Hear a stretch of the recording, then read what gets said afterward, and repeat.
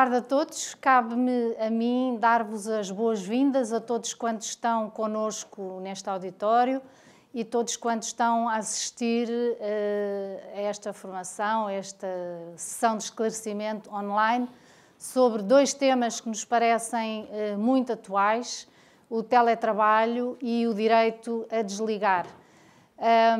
É um gosto receber-vos aqui, sobretudo ao fim destes 2 anos e qualquer coisa de pandemia, é muito bom podermos reencontrar-nos com as pessoas presencialmente. E assim, em nome da Abreu Advogados, em especial da nossa área de prática de Direito do Trabalho, agradeço a vossa presença e agradeço também à Human Resources, na pessoa da Leonor Martins, o desafio que nos fez para podermos ter esta sessão, este momento de discussão sobre estas matérias tão atuais.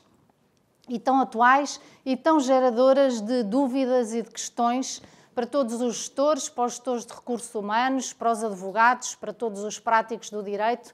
Infelizmente ou não, esta lei traz muita discussão, muitas questões, muitas dúvidas e, portanto, vamos ter aqui uma sessão de trabalho prevista de 2 horas. Esperemos que consigamos responder a todas as questões que, entretanto, também nos foram sendo colocadas. De qualquer das formas, se isso não for possível, naturalmente, estamos sempre à disposição de todos para vos ajudar e esclarecer naquilo que seja preciso.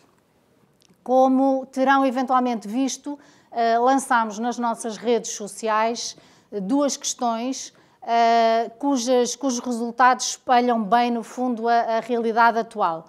Então, 66% dos respondentes referiram que o modelo de trabalho praticado pela sua organização é atualmente o híbrido, isto por contraposição ao modelo de trabalho presencial ou 100% remoto. Portanto, é algo que parece que veio para ficar. E, por outro lado, 55% das pessoas consideram também que a formação dos profissionais é a melhor forma de assegurar o respeito pelo direito a desligar. Isto por contraposição às 2 outras questões, que seria a fiscalização ou a opção pelas coimas. Portanto, 55% das pessoas acham que a sensibilização e a formação é o caminho a seguir. Contamos nesta tarde, nestas 2 horas, com um painel muito completo e a única pessoa que, no fundo, nos falta aqui é o legislador, que seria muito útil que aqui tivesse para nos ajudar a responder a muitas das questões, mas vamos nós tentar fazê-lo. E sem mais delongas, passo a palavra à Leonor Martins, diretora de redação da revista Human Resources, que apresentará o painel e dará início ao debate. Muito obrigada. Obrigada, Carmo, por terem aceito o desafio da Human Resources. De facto, este é um tema que temos sentido como bastante relevante e que ainda suscita muitas dúvidas, apesar da lei já estar em vigor e, portanto, penso que será útil para todos, para os profissionais e também para as empresas. Vou então passar a apresentar o painel que nos vai ajudar a responder a estas perguntas, muitas delas que nos chegaram através de online, das pessoas que se inscreveram. E, portanto, a Carmo vai também ajudar-nos aqui a responder. É a Carmo Sousa Machado, que é sócia da Abreu Advogados, co-coordenadora da equipa de Direito do Trabalho e vice-presidente da Ordem dos Advogados. Aqui à minha esquerda tenho Luís Gonçalves da Silva, consultor da Abreu Advogados e professor na Faculdade de Direito da Universidade de Lisboa. Cláudia Madaleno, professora auxiliar da Faculdade de Direito de Lisboa e membro do Centro de Investigação de Direito Privado da mesma faculdade. Depois a Patrícia Pires Estrelo, sócia contratada da Abreu Advogados e co-coordenadora da equipa de Direito do Trabalho. E a Madalena Caldeira, sócia contratada da Abreu Advogados. Obrigada pela vossa disponibilidade para estar aqui. E sem mais demoras, porque de facto temos aqui uma agenda exigente, passo a palavra ao Luís, que nos vai fazer a introdução a este tema do novo regime do teletrabalho. Boa tarde a todos. Boa tarde às minhas colegas, aliás, eu sou o único homem agora, aqui, o que vai acontecendo, aliás, no dia-a-dia também nas faculdades. E começaria por, com o devido respeito, discordar da minha colega Carmo Sousa Machado. Ainda bem que não está cá o legislador, porque ele não saberia responder absolutamente nada, porque isto foi feito com uma agenda ideológica e, portanto, nós a única coisa que saberíamos era, ou confirmaríamos, que o Bloco de Esquerda teve um papel central na feitura da lei. Quanto ao mais, nada acrescentaria. qual é o problema da lei? Enfim, é o problema das últimas leis ou das últimas décadas que se tem legislado. Mal, tecnicamente muito mal. Hoje em dia legisla-se em Portugal para os jornais, tentando abrir os telejornais e fazendo as manchetes dos jornais do dia seguinte. E depois de lida a lei, ficamos todos mais ou menos na mesma, ou seja, nem se consegue perceber o que é que o legislador quis, se é que o legislador sabe minimamente o que quis. E eu, quando digo isso, digo, por exemplo, na sequência de alguns contactos, até com membros da Concertação Social, que, enfim, não conseguem explicar algumas das normas. E a primeira questão, que não é de sumenos, é explicar qual é a noção de teletrabalho. Porquê? Porque o legislador alterou a epígrafe do artigo 165 e pôs noção e pôs âmbito do regime. Ou seja, quis, enfim, dar aulas de introdução ao direito e dizer que essa noção tem também uma utilidade, que é a delimitação aplicativa do regime. E, portanto, se não passarmos os requisitos da noção, não temos a aplicação do regime. O problema é que a noção de claro não tem nada. A noção assenta basicamente em 3 elementos: subordinação jurídica, enfim, aí remeteria para o quadro geral, em local não determinado por este, o empregador, e com recurso a tecnologias de informação e comunicação. Bem, a primeira questão que se coloca é se o local for determinado pelo empregador, se deixamos de ter teletrabalho. Bem, se o local for determinado pelo empregador, ou melhor, dito de outra forma, se o empregador quiser determinar o local e o trabalhador não aceitar, a coisa é simples, não é contratado. Ou não há, salvo situações excepcionais que se prevê um direito potestativo de modificação do contrato, ou não há teletrabalho. Portanto, quando depois se diz que no acordo tem que ficar definido o local de trabalho, pois no acordo tem que ficar definido, o que me parece querer dizer que o empregador terá uma palavra a dizer. Esta noção foi retirada, enfim, mal do regime espanhol. Eu posso compreender porque é que o local não é determinado pelo empregador, porque visa permitir que o empregador abdique de um dos poderes que, em regra, consta do Código de Trabalho, que é a fixação do local. Só que, em alguns casos, não só, primeiro ponto, como vos disse, havendo necessidade de acordo, portanto, o empregador terá, em última instância, uma palavra decisiva. Segundo, poderá ter uma palavra decisiva por outras razões. Por razões de eficiência, por razões técnicas, por razões de segurança. Por exemplo, e não sendo um especialista, longe disso, em tecnologias de informação e comunicação, mas imaginem que a rede ou o local em que o trabalhador está não assegura, passa a redundância, segurança suficiente. Evidentemente que não pode permitir teletrabalho nestas condições, porque, enfim, não vos conseguirei explicar em termos técnicos, mas há a possibilidade da rede não ter não só velocidade, como segurança suficiente. Depois o local tem ainda uma outra coisa perversa que o legislador não percebeu, é que o empregador deve pagar as despesas que o trabalhador terá quando é chamado a reunir na empresa que cederem o seu domicílio, portanto, a deslocação do seu domicílio à empresa. O que significa que se pudesse escolher arbitrariamente o local da sua atividade, poderia estar a passar férias, quer dizer, a trabalhar em Timor, era chamada à empresa e a empresa pagava a viagem até ele chegar ao seu domicílio. O que há que reconhecer que não me parece razoável imputar à empresa um custo dessa dimensão. E, portanto, o que eu creio é que esta situação de acréscimo de despesas que pode acontecer, uma delas, terá que ter pelo menos uma palavra de concordância quanto ao local de trabalho, sob pena de termos uma figura de abuso de direito, que é o trabalhador escolher os sítios mais longínquos ou mais belos do mundo, mas com certeza na outra parte do globo, ser chamado a uma reunião. Aliás, em alguns casos até teria alguma dificuldade em cá chegar em menos de uma semana. Enfim, imagino que não seja imediatamente fácil apanhar um avião em Timor-Leste e chegar cá só o transporte demora cerca de 48 horas, com alguns transbordos. Portanto, creio que é preciso ir além. E, portanto, eu diria o seguinte: também não estão cá os nómadas digitais, aqueles que são caracterizados exatamente por ausência de local. Enfim, como aliás nós sabemos, Portugal tem apostado nesse género de trabalhadores, ainda, por exemplo, a região autónoma da Madeira tem agora uma área geográfica específica, escritórios específicos para esse género de trabalhadores. E, portanto, eu acho que devemos atender à teleologia mais do que aos requisitos formais do artigo 165. E, portanto, sem subordinação jurídica não tenho dúvidas, sendo que depois há uma norma de extensão que é a dependência económica, já lá vamos, que está no 165, número 2. Quanto ao âmbito do local não determinado por este, bem, eu diria que pode ser indicado pelo trabalhador, em termos formais, é verdade, mas seguramente vai ser difícil de não ser indicado pelo trabalhador sem a concordância do empregador. Repito, salvo nos casos em que o trabalhador tem o direito potestativo de recorrer ao teletrabalho. Mas, por exemplo, numa contratação inicial, não se está a ver o trabalhador dizer eu quero trabalhar, enfim, olha, em Timor-Leste, por exemplo, ou Guiné-Bissau, sítio que a minha colega gosta muito, porque lá deu aulas, onde parece que agora já vai havendo luz, mas onde era mais o tempo sem luz do que com luz. Enfim, não creio que ele possa escolher. Depois dizem-me os nómadas digitais. Perguntam-me, que é, aliás, uma pergunta mais ou menos sacramental, sobre os nómadas digitais. Eu acho que, teologicamente, os nómadas digitais estão neste regime.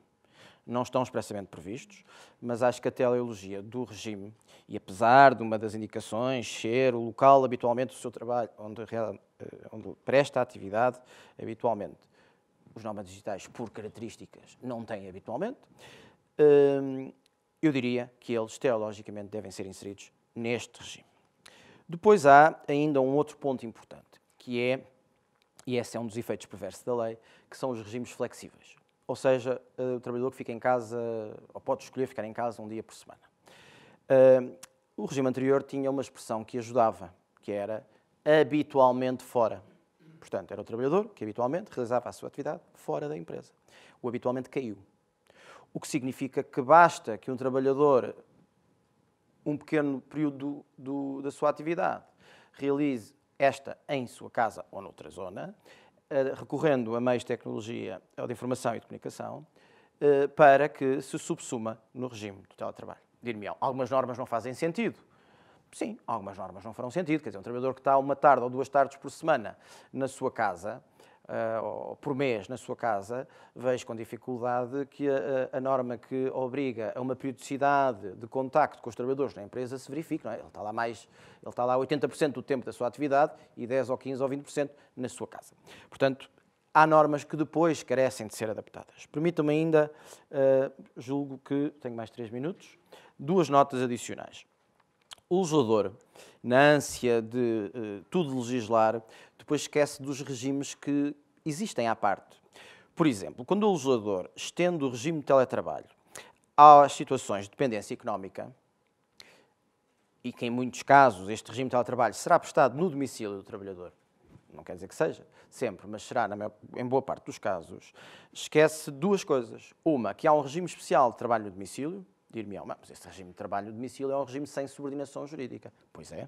É exatamente por ser um regime sem subordinação jurídica que pode ou tem que se articular com o 165, número 2. Ou seja, quando o legislador estende o regime de teletrabalho às situações de dependência económica, leia-se contratos equiparados, artigo 10º do Código, temos depois um regime especial, que é o trabalho no domicílio, que assenta na inexistência de subordinação jurídica, que deve ser articulado com as situações de dependência económica. Por fim, 2 minutos, a pergunta para a qual eu não tenho uma resposta, mas, ou pelo menos segura, mas não vou deixá-la de fazer por uma razão muito simples.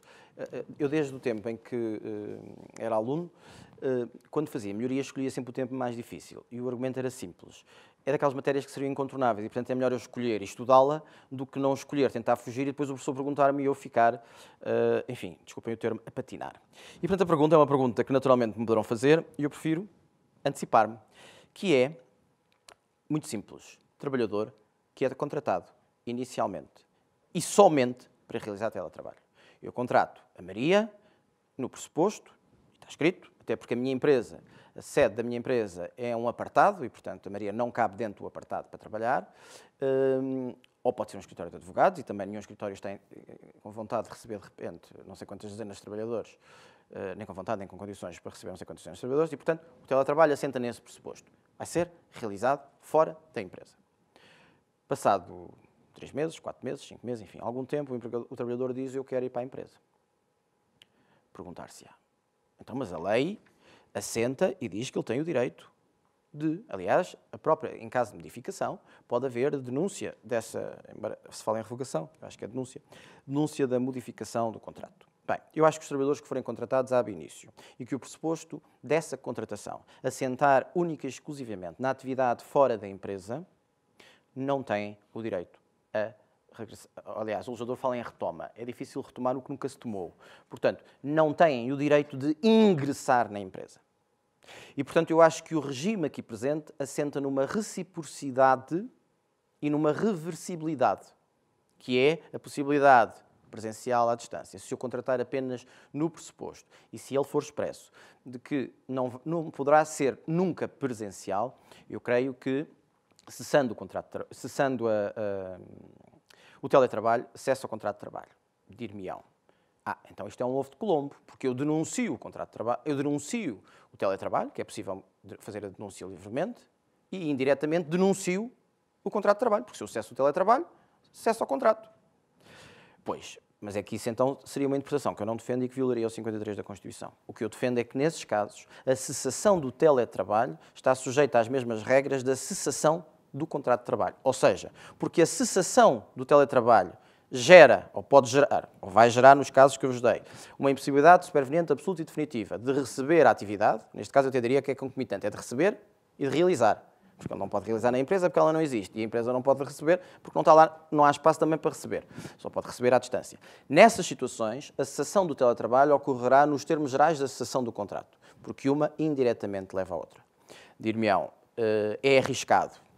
É arriscado, mas creio que uma interpretação conforme a Constituição, sob pena de se violar a liberdade da iniciativa económica, por um lado, e a propriedade privada, por outro, levaria a um resultado ainda mais esdrúxulo, que era: o empregador ficaria impedido de contratar um trabalhador única e exclusivamente para realizar o trabalho num local exterior à empresa. Isso parece-me que, por muito ideológica que esta lei seja, ou queira ser, tem ainda um limite, que é o quadro constitucional. E, portanto, é esta pergunta que eu confesso que ainda possa ter algumas dúvidas, mas, enfim, já refleti o suficiente para vos transmitir a minha posição, senão não vos transmitiria, pelo menos agora. Creio que é o caminho mais correto e, portanto, repito, apesar de não ser suficientemente inatacável, isto é, indiscutível, creio que há bons argumentos para que o trabalhador que seja contratado no pressuposto da manutenção, ou melhor, não é da manutenção, é da exclusiva prestação fora da empresa, cessando esta nos termos gerais da cessação do contrato, este cessaria. Depois podemos discutir as formas de cessação. Eu acho que uma delas, a invocar, seria a caducidade. Creio que cumpri. Muito obrigado pela vossa atenção. Muito bem, obrigada a nós, Luís. E foram aqui levantadas várias questões que tentaremos agora, algumas, ver aqui de forma mais concreta, mas se calhar eu começava por lhe perguntar, porque também é uma dúvida de quem está a assistir. O teletrabalho já existia previsto na lei, na legislação laboral portuguesa e agora sofreu alterações. Quais foram as alterações mais importantes e que implicações é que isso tem, nomeadamente se é preciso alterar contratos de trabalho? Olha, o teletrabalho existe desde 2003. Foi com o Código de 2003 que ele expressamente foi regulado. Primeiro ponto. Segundo ponto, acho que a questão se resolve com a resposta da aplicação da lei no tempo. Ou seja, quer de acordo com o artigo 7º que aprova o Código, quer de acordo com o artigo 12 do Código Civil, o novo regime aplicar-se-á não aos factos já ocorridos, não aos efeitos dos factos já verificados, mas às situações posteriores. Traduzindo. As pessoas que têm um regime de teletrabalho fixado devem, no mínimo, revisitar esse regime contratual ou com outra fonte, de forma a saber se ele respeita a lei ou não, uma vez que esse regime passou a estar sujeito ao enquadramento atual. E, portanto, no mínimo, era bom saber se o espaço de autonomia constante desse acordo respeita o quadro legal. Se não respeitar, a cláusula é nula e aplicam o regime legal. E nas novas situações em que um trabalhador seja contratado e queira estar num regime híbrido, parte do tempo em teletrabalho, isso tem que ficar previsto? Tem que ficar previsto, mas eu reiteraria o que há pouco disse, é um bocado como ao casamento. Ele pode querer ficar num regime híbrido, mas se o empregador não quiser, possivelmente ele não é contratado. Certo. Porque, como é para casar, também é preciso a vontade dos dois. Isso levantando aqui outras questões que, enfim, que não cabem aqui nesta nossa discussão de hoje, que é a questão da atração e retenção de talento. Se tivermos os profissionais mais relevantes para as empresas a exigir isso, as empresas se calhar não vão ter grande opção, se não casar mesmo, ainda que forçado, como antigamente também acontecia. Mas não é esse o tema. Com os efeitos que sabemos. Mas não é o tema para abordarmos aqui hoje. Vamos tentar aqui cingir-nos ao nosso tópico. Isso quer dizer, então, e também referiu isso na sua apresentação, mas que fique claro, qualquer atividade exercida fora das instalações do empregador em que se recorra a tecnologias de informação é considerado teletrabalho? Em local não determinado por este, respeito aos requisitos e, portanto, em princípio, depois pode haver especificidades, não consigo dar respostas padrão, o sempre e o nunca em direito tem um enorme risco. Portanto, em princípio, estarão verificados os 3 requisitos legais e, portanto, teremos uma situação de teletrabalho. Teletrabalho. E teletrabalho não é necessariamente igual a trabalho no domicílio. Então. Não é necessariamente igual e pode ser, aliás, muito longínquo, porque o teletrabalho pode ser no domicílio e pode ser no domicílio em 2 situações. Pode ser no domicílio com subordinação jurídica e sem subordinação jurídica. Aliás, esqueçamos o teletrabalho. O regime no domicílio, que regula especificamente o trabalho no domicílio sem subordinação jurídica, não impede que haja trabalho no domicílio com subordinação jurídica, já não impedia. Portanto, o que nós temos é teletrabalho com subordinação jurídica e teletrabalho sem subordinação jurídica. Se a isso acrescentarmos a possibilidade de ser ou não no domicílio, temos 4 situações. Essas 4 situações podem convocar o Código e o regime especial do trabalho no domicílio. Traduzindo. Traduzindo, exato. Para não advogados. Eu acho que estou a falar para não Não, advogados. para não, está, estou a brincar. Creio que o respeito pela assistência também determina algum grau claro, a assistência que temos presencial, que temos também, e os outros também. Lá para casa. Os outros também. Sabe que eu faço parte daqueles que quanto mais baixamos o nível da linguagem, mais as pessoas se esforçam para perceber e, portanto, qualquer dia fazemos tudo em banda desenhada, nomeadamente aos alunos, que eles não se cansarem muito. Mas, tentando ser claro e em síntese, nós podemos ter teletrabalho com ou sem subordinação jurídica. 2 hipóteses. Se tivermos com subordinação jurídica, aplicamos o Código de Trabalho. Se tivermos sem subordinação jurídica, aplicamos o Código de Trabalho e, se for no domicílio, o trabalho no domicílio. Certo? Nesse caso, temos que articular 2 regimes. O regime de teletrabalho e o regime do trabalho no domicílio. Se for sem subordinação jurídica. E já agora o artigo 10º, que é dos contratos equiparados. Fui claro? Certo. Sim. Pronto. Foi. Muito bem. Outra pergunta que nos chegou é se podem fazer acordos de teletrabalho com vínculos mensais ou quinzenais. Isto é uma pergunta, pode ser um bocadinho estranho, pode ser para projetos... Vínculos... Ou seja, a pessoa quer ficar um mês, quer ficar 15 dias, quer durante um mês poder ter essa hipótese, mas não para sempre. Eventualmente é o que eu depreendo desta pergunta. Pois, isso não ficar no contrato a tempo inteiro, mas por um período fixo de tempo posso usufruir de teletrabalho. Pode. Essa suscita outra dúvida também, que muitas vezes quer saber se as pessoas podem acumular regimes especiais. Podem acumular o regime de teletrabalho. O regime de teletrabalho pode ser com contrato de trabalho a termo e o regime do contrato de trabalho a termo pode ser trabalho a tempo parcial. E assim, de repente, já invoquei 3. Ainda pode ser doméstico. Bem, doméstico em teletrabalho é capaz de ser difícil. Bem, se for uma casa daquelas inteligentes, em que as pessoas dão as ordens através da robot, talvez. Mas ficamos com os 3, que é mais seguro. Muito bem. Outra questão tem aqui a ver com os modelos híbridos, que já deixou aqui clara a sua posição em relação a eles, mas aqui tem a ver com o período, porque muitas empresas de facto estão a optar por este regime, penso eu, também para tentar ir ao encontro daquilo que os colaboradores nesta fase parecem querer. E muitas estão ainda a definir se são 2 dias em casa, 3 dias em casa, e faz diferença depois para aquilo como se tem que aplicar e para os contratos, se o período maior é em casa ou não. Ou seja, se for 2 dias em casa e 3 no escritório é uma coisa, e se for 3 dias em casa e 2 no escritório é diferente. São a mesma coisa. São a mesma coisa. É sempre teletrabalho, é indiferente. E por isso é que esta lei tem um efeito perverso, porque em alguns casos vem pôr requisitos naquela lógica do que o teletrabalho é sinónimo de trabalhador explorado e oprimido.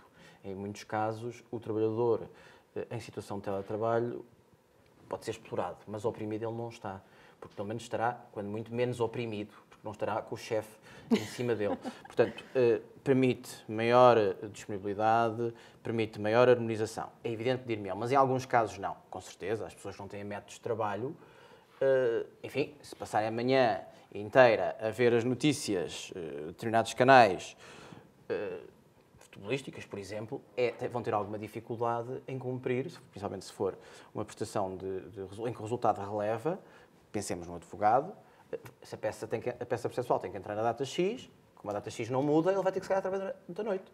Agora, pessoas que metodologicamente tenham alguma organização, que tenham, e aí também é um efeito perverso, que tenham naturalmente condições, porque se viver num T0 ou num T1, tiver 3 filhos, quer dizer, vai fazer teletrabalho só se for nas escadas, porque se forem tão pequenos e estiverem lá em casa é impossível sequer sentar-se na secretária, como julgo que todos nós estaremos de acordo, que aliás é saudável para eles, mas nem sempre para nós.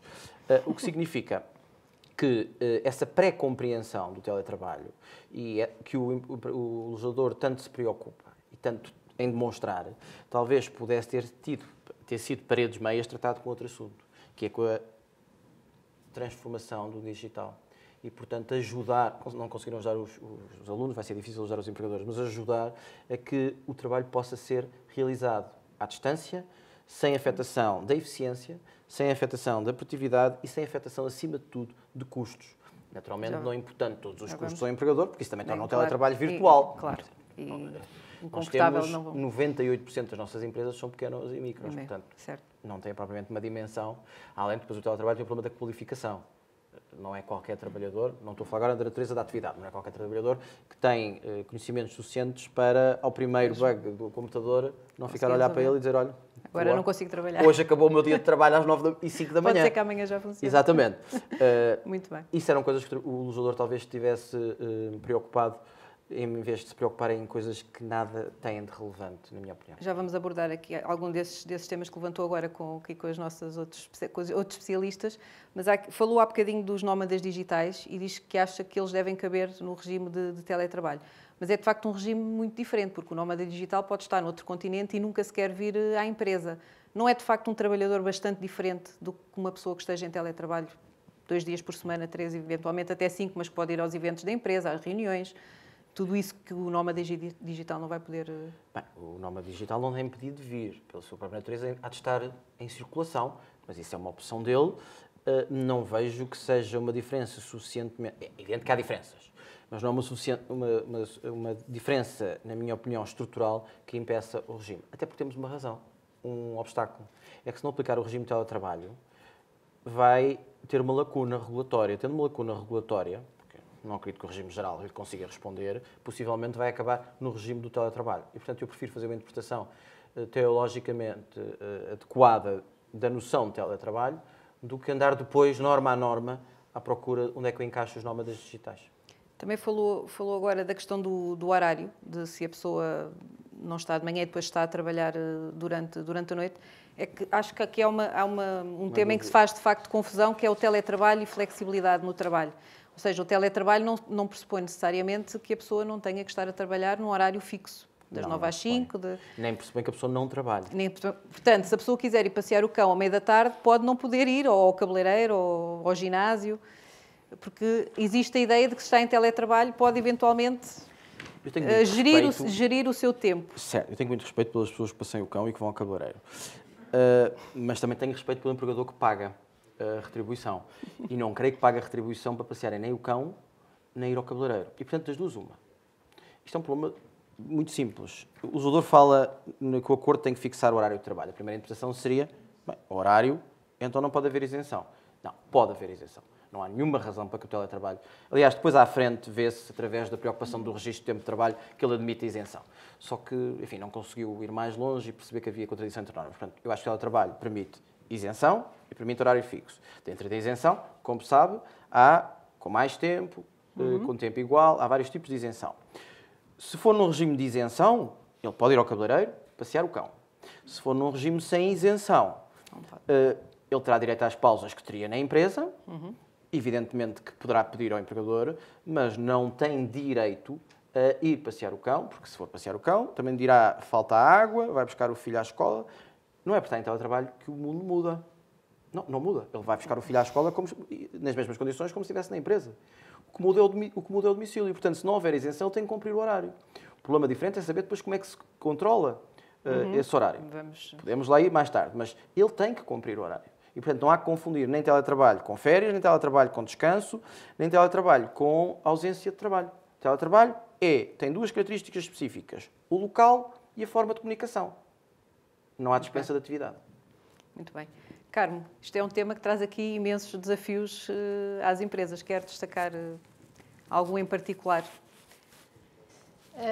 Sim, posso destacar alguns, não necessariamente relacionados com estes que o Luís falou. Sim, esta foi uma parte mais burocrática e mais do que é que significa, não é? Do que é efetivamente o teletrabalho e do que é que... E que há, de facto, aqui muitas... Eu acho que um dos principais, quer dizer, são vários, mas um dos principais são, por exemplo, os processos de onboarding das pessoas. Acho que alguém que, e por exemplo, nós na Abreu implementámos isso, quem queira trabalhar e optar por trabalhar alguns dias por semana fora do escritório, só o pode fazer ao fim de 6 meses de estar connosco. Isto leva-nos a outra questão. Porquê? Porque também é muito importante conseguirmos passar e manter a cultura da empresa, por exemplo, passar o conhecimento aos mais novos, passar o espírito de equipa, passar e manter o espírito de equipa, a parte do conhecimento, tudo o que seja... às vezes uma pessoa realmente para e vai beber um café, isto e aquilo, ou almoça junto. Isto muitas vezes gera ideias, gera iniciativa, gera trabalho. Portanto, isso é bom e é alguma coisa que se torna muitíssimo mais difícil, obviamente, numa situação de teletrabalho. Portanto, desde logo, esses desafios parecem-me imediatos. Outra coisa que gostava de salientar é o aspecto da relevância, da confiança, da lealdade, da boa-fé que tem que existir. Se ele já tem que existir por natureza numa qualquer relação profissional, é disto que estamos a falar agora, numa situação em que essa relação de trabalho é feita à distância, esses valores assumem um papel ainda mais importante, ainda mais relevante, porque efetivamente só é possível confiando, não é? Confiando e tendo pessoas leais e em quem se possa confiar, porque de outra maneira não é possível, não é sustentável. E por isso é que o legislador poderia ter feito falta aqui, não tanto se calhar para esclarecer, mas para ser confrontado com tantas questões, como as que já foram aqui levantadas. Mas, no fundo, é preciso essa dinâmica existir, é preciso confiar e é preciso garantir que as condições acontecem para que o teletrabalho seja possível e não seja aqui, de repente, uma coisa que foi tão regulada, tão exigente, tão complicada, que pode ser um nada morto. Exatamente. E as empresas que até queriam flexibilizar a prestação de trabalho e as opções dos trabalhadores... Tem o efeito contrário, acaba por ser... Tem um efeito perverso. E porque aqui a questão da confiança liga-se a outra, que é a questão do controle e de verificar se o trabalho, enfim, é um conceito que também está sempre muito presente, não é? Que é as empresas ainda terem um bocadinho a cultura do presentismo e de querer ter lá o trabalhador para verificar se ou não. Isto no teletrabalho traz aqui outros desafios. Uma das questões também que nos colocaram tinha a ver com a privacidade. Há aqui maiores riscos de invasão de privacidade estando o trabalhador remoto, ou vê aqui uma maior dificuldade porque se houver da parte do empregador uma vontade de exercer à mesma esse controle, pode criar aqui algumas dificuldades? Em teoria, sim, pode haver maior probabilidade dessa intrusão ou tentativa dessa intrusão, em teoria. Na prática, não sei se vai haver mais do que existe numa relação de trabalho presencial. Vamos ver, muitas empresas têm as pessoas a trabalhar em open space. Portanto, podem-se aperceber do número ou da duração das chamadas telefónicas pessoais, podem-se aperceber das pausas mais ou menos frequentes, podem-se aperceber tantas outras coisas. No teletrabalho, e isso prende-se também, no fundo, com o próprio controle, porque o facto de se trabalhar em regime de teletrabalho não significa que o empregador perca o seu direito, não é? O seu poder de controle sobre a prestação da atividade. O que pode acontecer é que o empregador, aqui e ali, de facto, tente controlar se o trabalhador está efetivamente a trabalhar ou se não foi ao cabeleireiro ou passear o cão. E como é que pode acontecer? Como é que pode fazer isso? Que mecanismos é que tem que não sejam considerados? Não tem muitos. Não tem muitos, porque a lei que entrou em vigor agora em janeiro dá e tira. Por um artigo diz que realmente o poder de controle, etc., existe. E pode e deve ser exercido através dos equipamentos, instrumentos de trabalho, etc., utilizados para a prestação de trabalho em regime de teletrabalho, mas logo no outro artigo diz, mas atenção, nós podemos fazer este controle através destes mesmos equipamentos e instrumentos de trabalho, mas está proibido a gravação de som, a gravação de imagem, o acesso ao histórico de consultas, alguém falava nas notícias, não é? O tempo que eu tive a ver as notícias, tudo isso está vedado e proibido. Assim como o controle por meios de videovigilância à distância, não é possível termos câmaras a refletir, não é possível, porque há imensos sistemas e que não podem ser utilizados, por exemplo, o tempo que o rato está parado ou mexe, o teclado, se carregamos nas teclas ou não, há muitas formas de controlar, mas de facto também neste novo regime isso diz, mas isso não é possível. Portanto, como é que se vai fazer esse controle? Eu acho que é confiando. Porque não sei como é que na prática isto vai ser feito. Ou temos alguém permanentemente que manda um e-mail para o trabalhador para ver se ele responde nos 30 segundos a seguir. Ou temos alguém que está a fazer chamadas aleatórias para todos os trabalhadores em teletrabalho, a ver se atendem, se estão ao telefone. Francamente, parece-me difícil. É mais uma das curiosidades, chamemos-lhe assim, desta legislação. E se os equipamentos forem fornecidos pela entidade empregadora, o trabalhador pode usá-los para fins pessoais? Pode e já podia. Quer dizer, pode e já podia se isso tiver sido acordado, não é? Portanto, vai depender. O que agora está expressamente previsto é que tem que ficar definido, ou no acordo que se chegue entre as partes em termos de teletrabalho, se sim ou não os equipamentos e instrumentos são fornecidos pelo empregador, e se o trabalhador pode usá-los para fins não profissionais. Se não estiver previsto nesse acordo, então deverá estar previsto num regulamento interno, numa política interna que a empresa tenha, aplicável a todos os trabalhadores e não necessariamente apenas àqueles que estão em teletrabalho.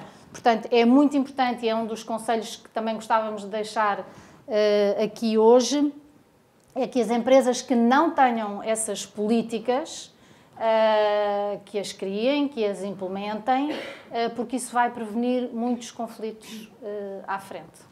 E até por uma questão de segurança, não é? Que agora tem estado tão em voga das pessoas poderem utilizar equipamentos que são da empresa, pode ter informação sensível e se usarem para outros meios pode tornar a empresa mais vulnerável a esse tipo de situação. Naturalmente. Por isso é que é tão importante que esteja regulado ou no acordo individual ou, eu diria, eu acho que é importante estar no acordo com cada um, mas acho que é muito importante cada empresa ter uma política de utilização de equipamentos, de sistemas, etc. Exatamente para prevenir situações dessas, para que ninguém esteja enganado e, sobretudo, que ninguém incumpra também aquilo que está previsto.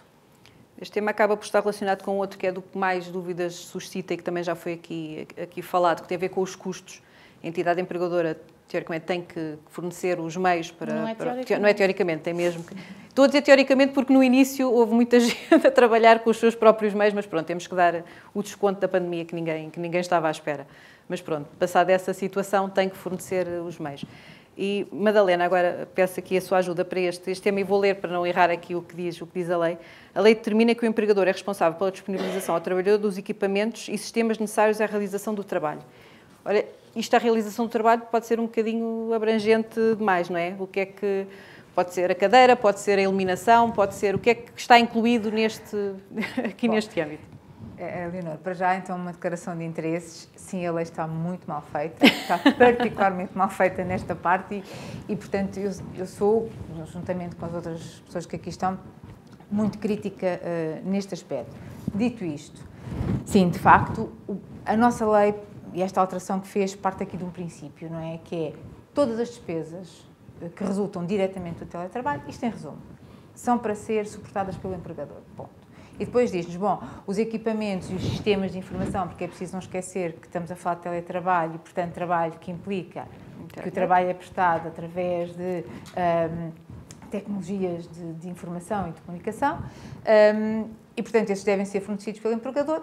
Se não forem, tiver que ser o trabalhador a adquirir, também não é complicado determinar o custo, não é? E a lei, aliás, diz isso mesmo. Mas depois a lei diz, bom, mas como o princípio é de que são todas as despesas, não é? O empregador tem também de compensar o trabalhador pelas despesas, as tais despesas adicionais que resultam, diz a lei, diretamente, e esta é a questão, da aquisição ou do uso destes sistemas, dos equipamentos, dos sistemas informáticos, dos sistemas telemáticos que são necessários meter no trabalho. Portanto, primeira delimitação. Pode não estar muito bem feita, mas ela existe, não é? Ou seja, não são todo e qualquer instrumento, vamos dizer, que nós precisamos para trabalhar, não é? Uma secretária, um candeeiro, eu diria que à partida estarão excluídos disto, porque não têm a ver, não são uma direta consequência da aquisição, do uso destes sistemas, não é? A questão da cadeira, já agora, não é? A questão da cadeira, aí não é pelo teletrabalho, é por uma questão que pode ser diferente, não é? E que se põe também aqui no escritório, claro, que tem a ver com as questões da saúde no trabalho, não é? Pronto, e aí sim a questão pode-se levantar e nós sabemos, houve muitas pessoas que foram para casa trabalhar na mesa da sala de jantar e com a cadeira e, portanto, ficaram ali. E por isso, mas quer dizer, isto já é um bocadinho para além daquilo que nos diz aqui a lei. Que ela terá sido pensada, não é? Ela está mal feita, está. Apesar disso, há aqui alguma delimitação do que são as despesas elegíveis, não é? Vamos dizer assim, quanto ao tipo, o nosso principal problema vem a seguir, não é? Que é quanto ao quanto. Não é? Os acréscimos de custo, não é? Nomeadamente na energia e nas telecomunicações, isto aqui será muito difícil de Sim, os acréscimos de custo, porque o que a lei diz são as despesas adicionais, lá está, e depois diz, e que decorram destas situações que eu disse. E depois diz-nos assim, bom, mas adicionais são o quê? Adicionais são as despesas que o trabalhador teve com a aquisição de bens ou serviços de que não dispunha antes de entrar no acordo de teletrabalho, né? Comprou um computador, esse é fácil. Ou as tais que são determinadas pela tal comparação com as despesas do mesmo mês do ano anterior. Porquê? Bom, porque o legislador percebe, bom, há aqui coisas que as pessoas já têm em casa, não é? Como seja energia elétrica. E, portanto, se a aquisição, o uso destes sistemas envolver um maior gasto de energia elétrica, bom, então, de facto, o trabalhador tem aqui direito a ser compensado. Por isso, o princípio está lá e era uma das preocupações da lei, era esta, porque a necessidade é real.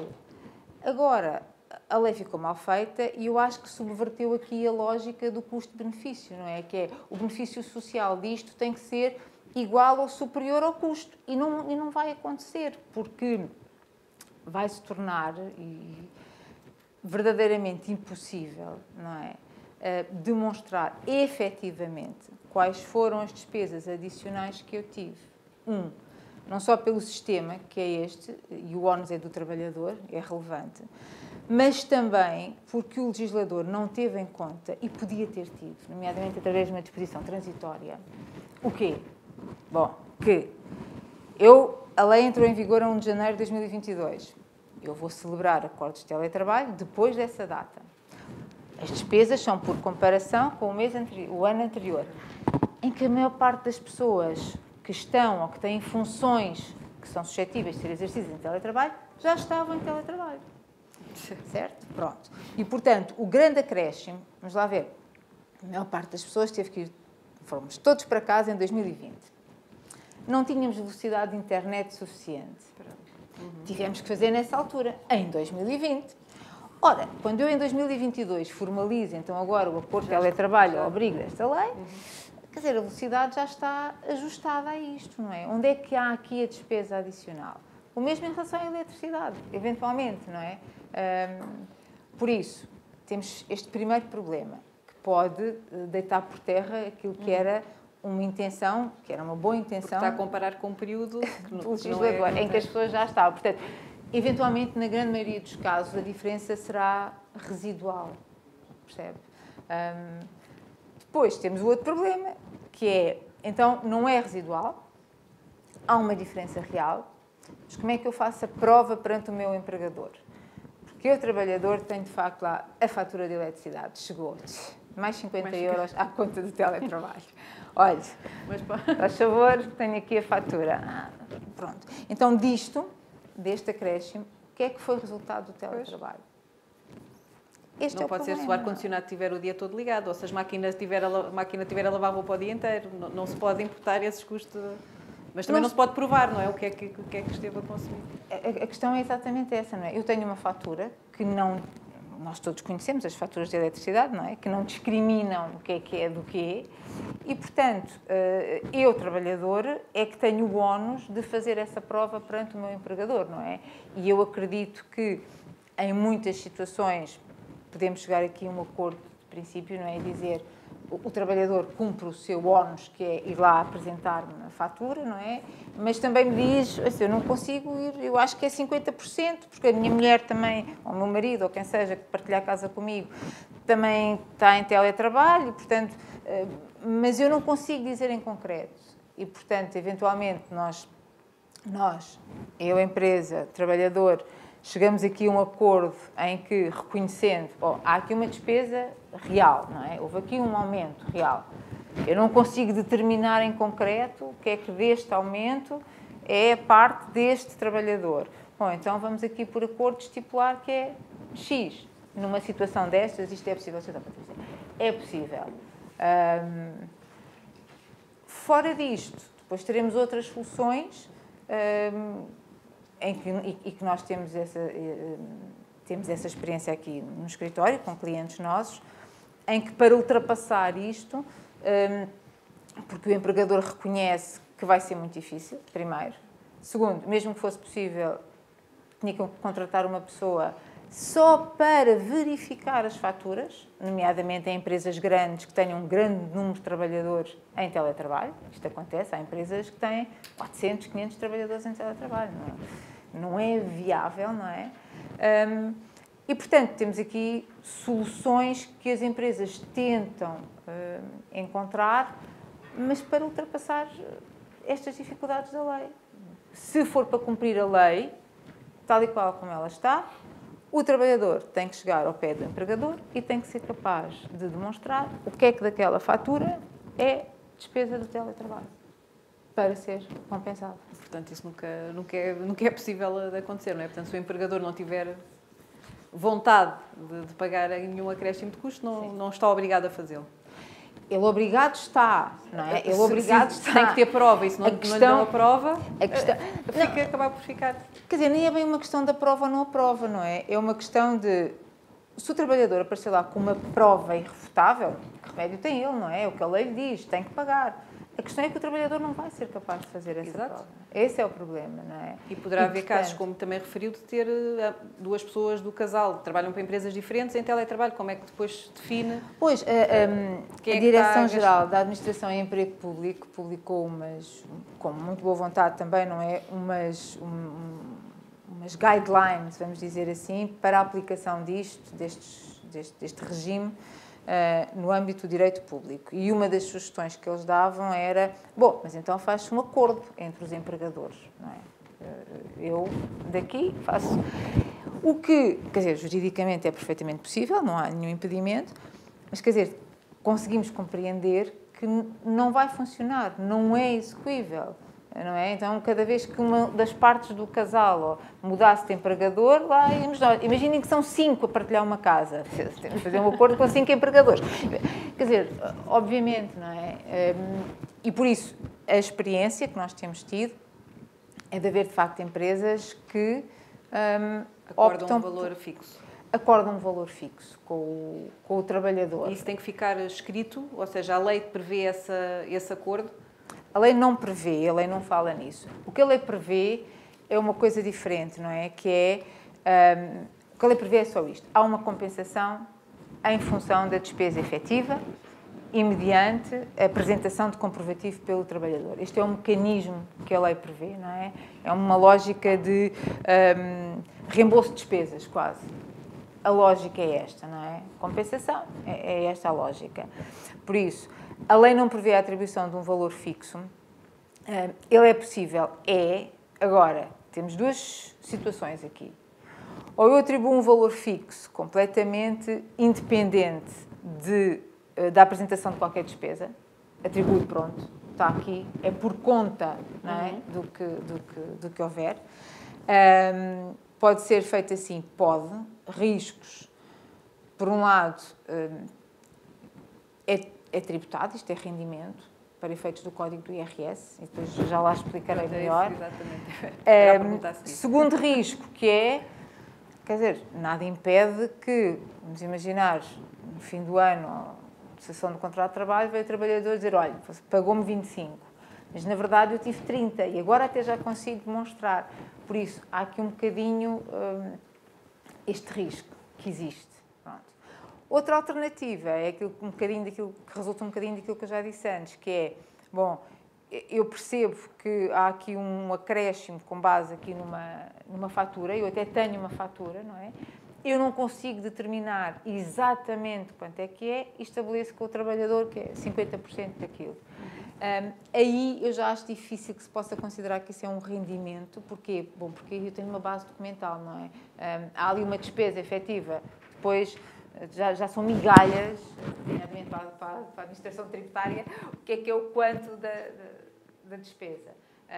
E também já é mais fácil, se calhar, também fugirmos àquele risco do trabalhador mais à frente vir reclamar. Que não foram pagas as despesas.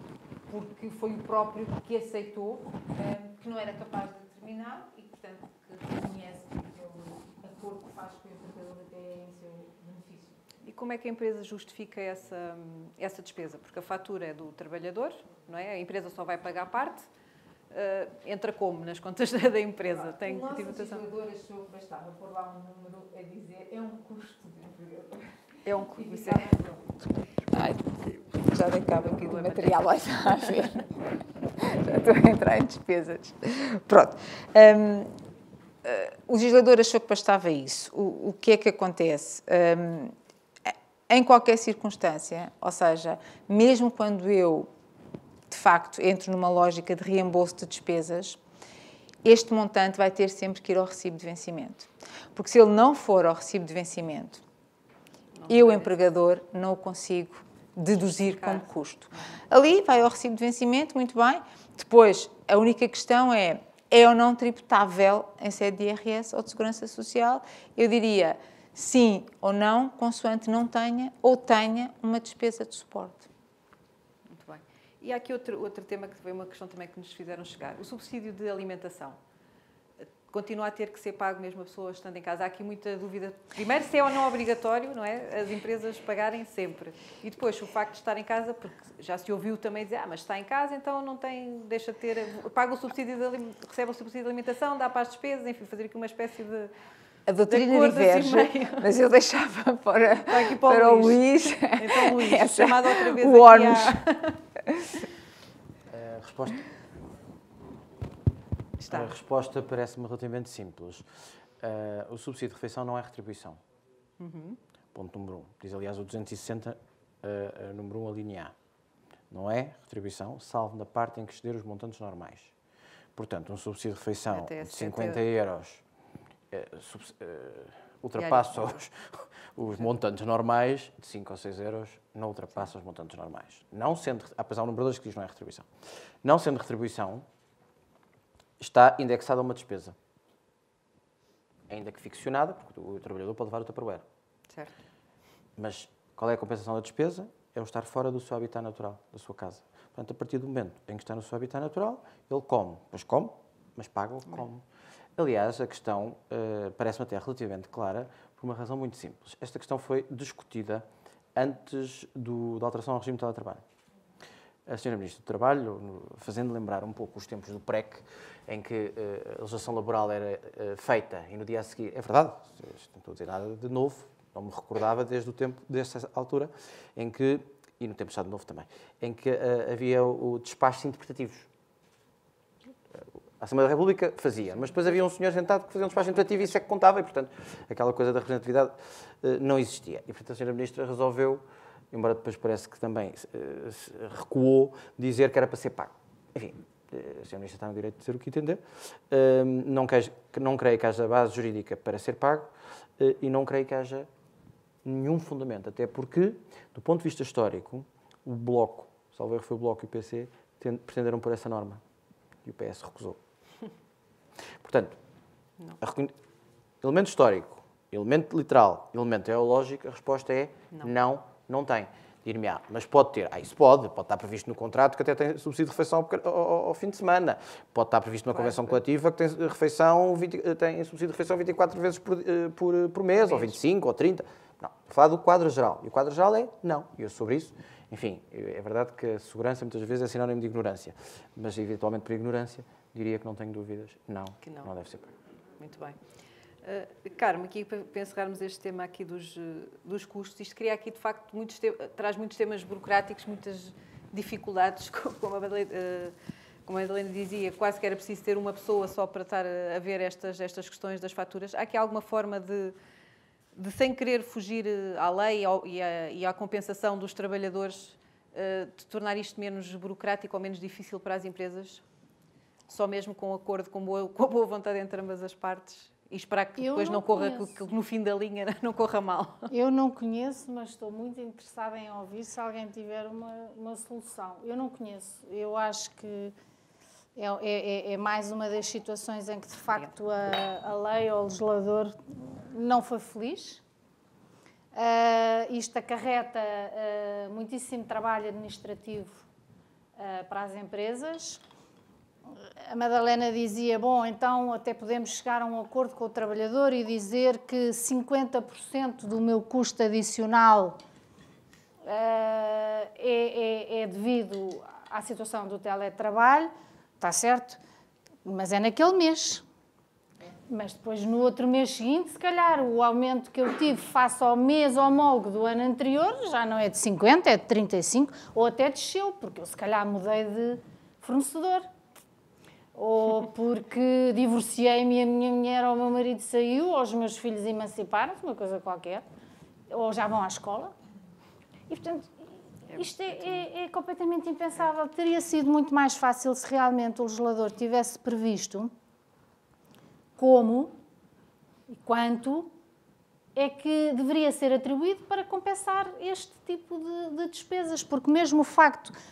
Realmente pôs lá uma frase linda, que é este montante não é considerado rendimento do trabalhador e é considerado custo do empregador. Pois, está bem. E como é que vamos processar e como é que vamos tratar isto? Que eu saiba, mas esta não é a minha área, é Madalena, não há ainda resposta também por parte da autoridade tributária. Portanto, não há forma. Se quisermos cumprir a lei, isto talvez tenha subjacente uma intenção de se recrutar mais pessoas para as empresas, darmos mais emprego, não faço ideia. Mas lá que tem que se ir buscar alguém, tem, porque nenhuma empresa estava preparada. De facto, o nosso tecido empresarial é constituído maioritariamente por micro e pequenas empresas. Exato. Mas há outras, felizmente, não é? E, portanto, isto dá muito trabalho. Nós somos 300 pessoas aqui dentro. Era impensável. Quer dizer, isto é impensável. O que isso pode fazer é as empresas dizer, não há teletrabalho para ninguém, estejam todos aqui que é muito mais fácil. Vai antecipar a minha conclusão. É isso mesmo. É isso mesmo. Muito bem. Há aqui outro tema que tem a ver com a saúde, que também tem sido muito falado numa fase inicial mais relacionado com a saúde mental, mas não é só esse que importa aqui também analisar. E, Cláudia, pedi-lhe aqui, se calhar, para falar um bocadinho dos riscos associados, primeiro assim, de uma forma mais genérica e abrangendo uns e outros, para depois tentarmos perceber como é que, mais em concreto, nos acidentes de trabalho, que há muitas dúvidas também neste âmbito, como é que se pode, quais são as regras que vigoram nestas situações, mas de forma mais genérica, os riscos associados ao teletrabalho, o que é que destacaria? Muito bem. Muito boa tarde a todos. De facto, o teletrabalhador é, evidentemente, um trabalhador e mantém os direitos que os outros trabalhadores têm em termos de segurança e saúde no trabalho. E, portanto, existem riscos que, se calhar, são menos visíveis no teletrabalho. Por exemplo, um dos riscos reconhecidamente menos visível é a situação de assédio. Não quer dizer que não possa acontecer, mas provavelmente será menos provável que se verifique na situação de teletrabalho, mas em contrapartida haverá outros riscos que poderão ser acrescidos e, portanto, exigem aqui cautelas especiais por parte do empregador. De modo geral, fala-se aqui em 3 tipos de riscos. por um lado, os riscos relacionados com o próprio espaço de trabalho do trabalhador. Isto tem a ver com o sítio onde ele coloca o computador, o sítio como ele coloca os fios, se estão de uma forma em que ele possa cair ou outra pessoa possa cair, magoando-se a ele ou até estragando os equipamentos. Portanto, os riscos relacionados com o próprio espaço. Depois, os riscos relacionados com o local. E, enfim, estes são inerentes também à empresa, não é? Ele pode escorregar na empresa como pode escorregar em casa, pode torcer um pé na empresa como pode torcer em casa. E depois, em terceiro lugar, temos os chamados riscos psicossociais, que têm a ver com fatores como o isolamento, a falta de contacto com os colegas, a falta de ideias e iniciativas, como se dizia aqui há pouco, que muitas vezes o convívio com colegas suscita e que, no caso de uma pessoa estar no teletrabalho, pelo menos a tempo inteiro, não é? Sem ser no modelo híbrido, se coloca aqui a possibilidade de haver mais situações de stress, de ansiedade, de depressão, etc.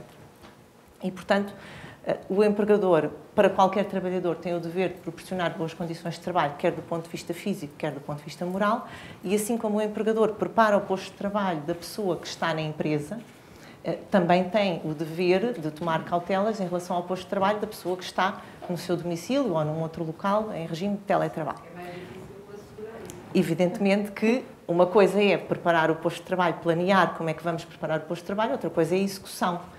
E no caso do teletrabalho, temos aqui a questão da privacidade do trabalhador e, portanto, o empregador tem a possibilidade até de visitar, tem a possibilidade de fazer alguns controlos, mas essa possibilidade é completamente diferente daquela que ele tem na empresa. Ainda assim, ele não fica exonerado destes deveres. Ou seja, o facto do trabalhador estar em casa, e nós normalmente pensamos na nossa casa como um espaço seguro, o espaço seguro para viver não é necessariamente um espaço seguro para trabalhar. Ainda assim, as próprias seguradoras dizem que, em regime de teletrabalho, estatisticamente há menos acidentes de trabalho, porque só a questão das deslocações e dos acidentes de viação aumentem muito o risco de haver um acidente. Mas o facto de estarmos em casa não anula esse risco e, portanto, também não anula o dever do empregador. É evidente que, no caso do teletrabalho, este dever passa muito pela formação e pela informação que se dá ao trabalhador relativamente à forma como ele deve instalar aquele posto de trabalho, como ele deve, no fundo, preparar-se para trabalhar em casa. Porque também é preciso termos em conta que, de acordo com alguns inquéritos que já têm sido feitos, há pessoas que respondem que em casa trabalham, às vezes na sala, outras vezes no quarto, outras vezes na cozinha, no corredor e até mesmo na casa de banho. E eu encontrei, inclusivamente, alguns que respondem que trabalham pondo o computador ao colo no sofá, mas havia uns que diziam que punham em cima da tábua de passar a ferro. E, portanto, temos que ver que nem todas as casas têm condições para isso, não é? E é um dever do empregador assegurar que essas condições naturalmente existem. Evidentemente que muito passa pela própria declaração do trabalhador nesse sentido, sem dúvida, mas não exonera o empregador desse dever de identificar os riscos e de tentar tomar medidas no sentido de melhorar o espaço de trabalho e também, por outro lado, a questão dos riscos psicossociais a nível de saúde mental.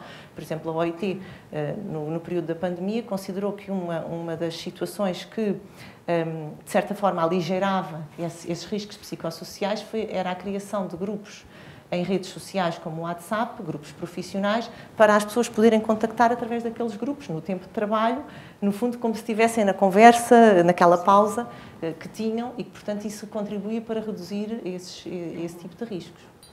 E como é que se define o que é acidente de trabalho em casa? Os pressupostos são exatamente os mesmos?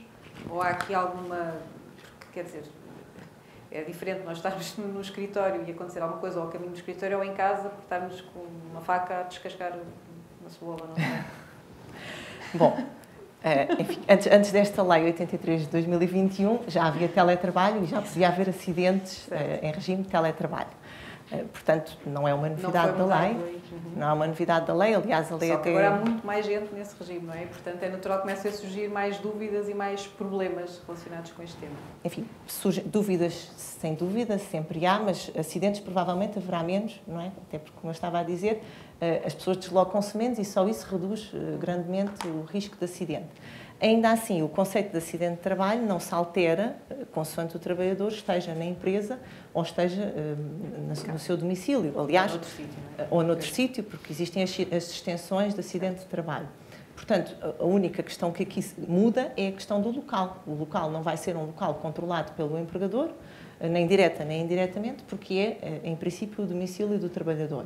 E, portanto, quanto aos acidentes de trabalho em sentido estrito, nós vamos ter um problema semelhante com a situação que aqueles trabalhadores que, por exemplo, vão em missão, vão numa viagem e que podem ter um acidente durante essa missão, temos um problema semelhante, que é a diferenciação entre os atos da vida privada e os atos da vida profissional. Porque, naturalmente, só é acidente de trabalho se a pessoa estiver no local e no tempo de trabalho e, portanto, houver ali uma relação com o exercício da sua atividade, de alguma forma, nesse sentido.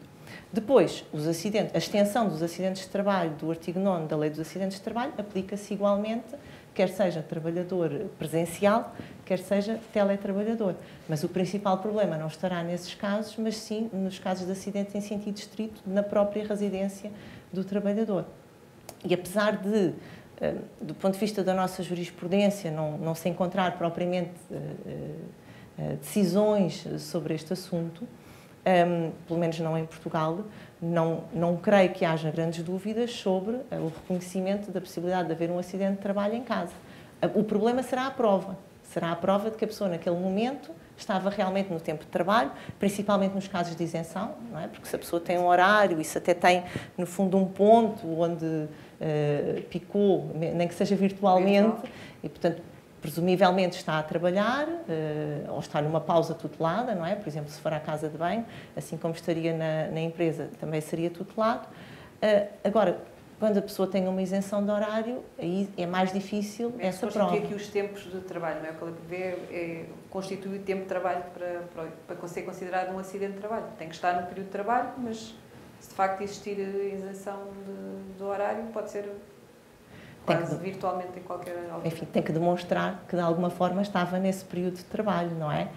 Mas aqui há a questão da prova que acaba por não ser muito execuível, não é? Mas não é diferente da situação que se verifica do trabalhador que está em missão e que, quando se vai dirigir para o sítio onde vai reunir com o cliente ou com o sócio, cai nas escadas e parte uma perna, não é? Ele também tem que demonstrar que nesse momento ele estava num ato da vida profissional e que não estava a descer as escadas para ir ver a Torre Eiffel ou outra coisa qualquer, não é?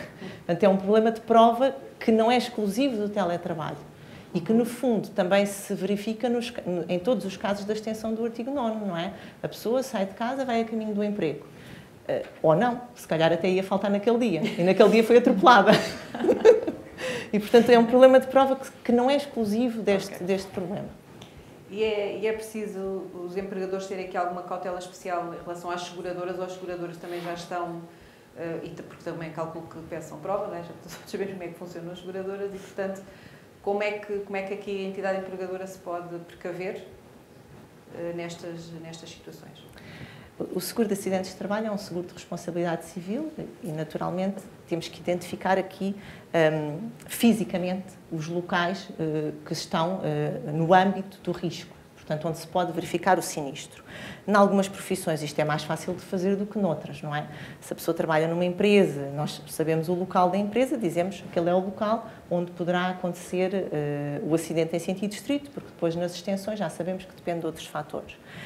Há outras profissões em que não é tão fácil, não é? Por exemplo, uma pessoa que vá à casa de clientes fazer reparações, o local de trabalho dessa pessoa vai ser uma zona delimitada, por exemplo, a região de Lisboa, a região de Margem Sul, etc. E, portanto, já nesses casos é relativamente difícil fazer essa delimitação, não é? Tem que ser feita por aproximação, no fundo, à zona onde a pessoa pode ser chamada a exercer a sua atividade. No caso do teletrabalho, será necessário indicar que o trabalhador está em teletrabalho, ou em regime total, ou em regime parcial, e será necessariamente importante dizer qual é que é o local onde ele realiza a sua atividade. Evidentemente que isso não quer dizer que o acidente só possa acontecer aí, porque todas as extensões do artigo 9º continuam a ser aplicáveis, mas é portanto, no fundo, um espaço delimitador do risco. A própria seguradora, nos termos da lei do contrato de seguro, também tem o dever de informar o âmbito do seguro. Portanto, se a empresa identifica que o trabalhador está em teletrabalho e que os locais são A, B e C, a própria seguradora deve informar quais é que são os locais seguros. Isso nos termos dos deveres especiais de informação que se aplicam aqui. Portanto, eu diria que o principal cuidado será identificar as situações de teletrabalho e o local onde elas se realizam. Luís, aqui neste tema em particular, acha que a lei vai até onde pode ir ou aqui alguma forma, como é que se pode diminuir, se calhar, aqui os riscos associados a esta modalidade de contratação que é relacionada ao teletrabalho? Eu acho que nesta matéria a lei, escusava aliás ter intervido, mas fez de forma neutra. Isto é, convém ter presente que a matéria dos acidentes de trabalho é uma matéria pretoriana, quer isto dizer, de grande criação jurisprudencial. E, portanto, o legislador andou sempre atrás da jurisprudência, é um dos casos em que andou até bem atrás da jurisprudência. Portanto, não é das matérias que mais me preocupa. A situação que mais me preocupa não é tanto jurídico-laboral, é a situação da relação com a seguradora. Aliás, nós temos uma questão, enfim, na faculdade, que estávamos a acompanhar e estávamos ontem a conversar sobre isso, em que eu fiz aqui uma aposta com a minha colega, enfim, do ponto de vista simbólico, que é uma secretária do Instituto de saber como é que... Porque a seguradora começou por dizer, comunique-nos quando não está cá. Mas não vai comunicar às 9 da manhã que hoje não vou trabalhar. Portanto, é preciso algo mais. E este jogo é perigoso. Porquê? Porque sempre que há um acidente de trabalho, qual é o raciocínio da seguradora? Arranjar uma causa de exclusão da apólice. Qual é o nosso raciocínio? Arranjar uma causa de inclusão na apólice. E, portanto, a pergunta que nós fizemos foi o teletrabalho dependerá da gestão diária.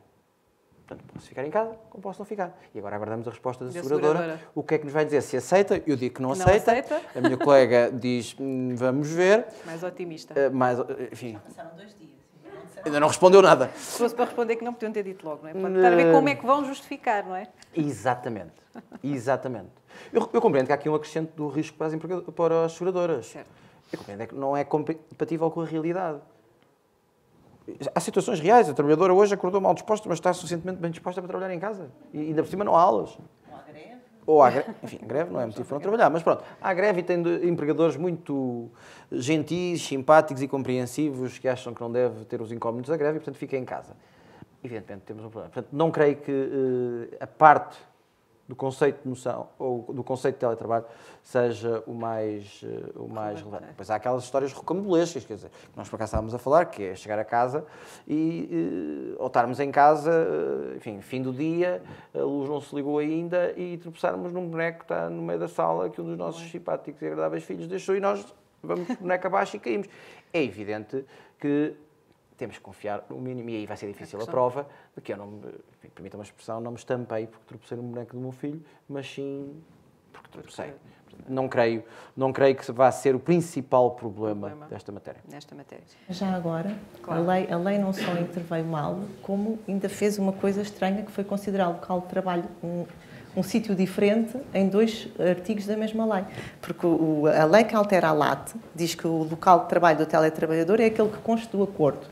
Mas depois a alteração ao Código, no 170, número 5, diz que é o local em que comprovadamente o trabalhador esteja a prestar o seu trabalho, que é uma coisa completamente diferente. E isto tudo na mesma lei.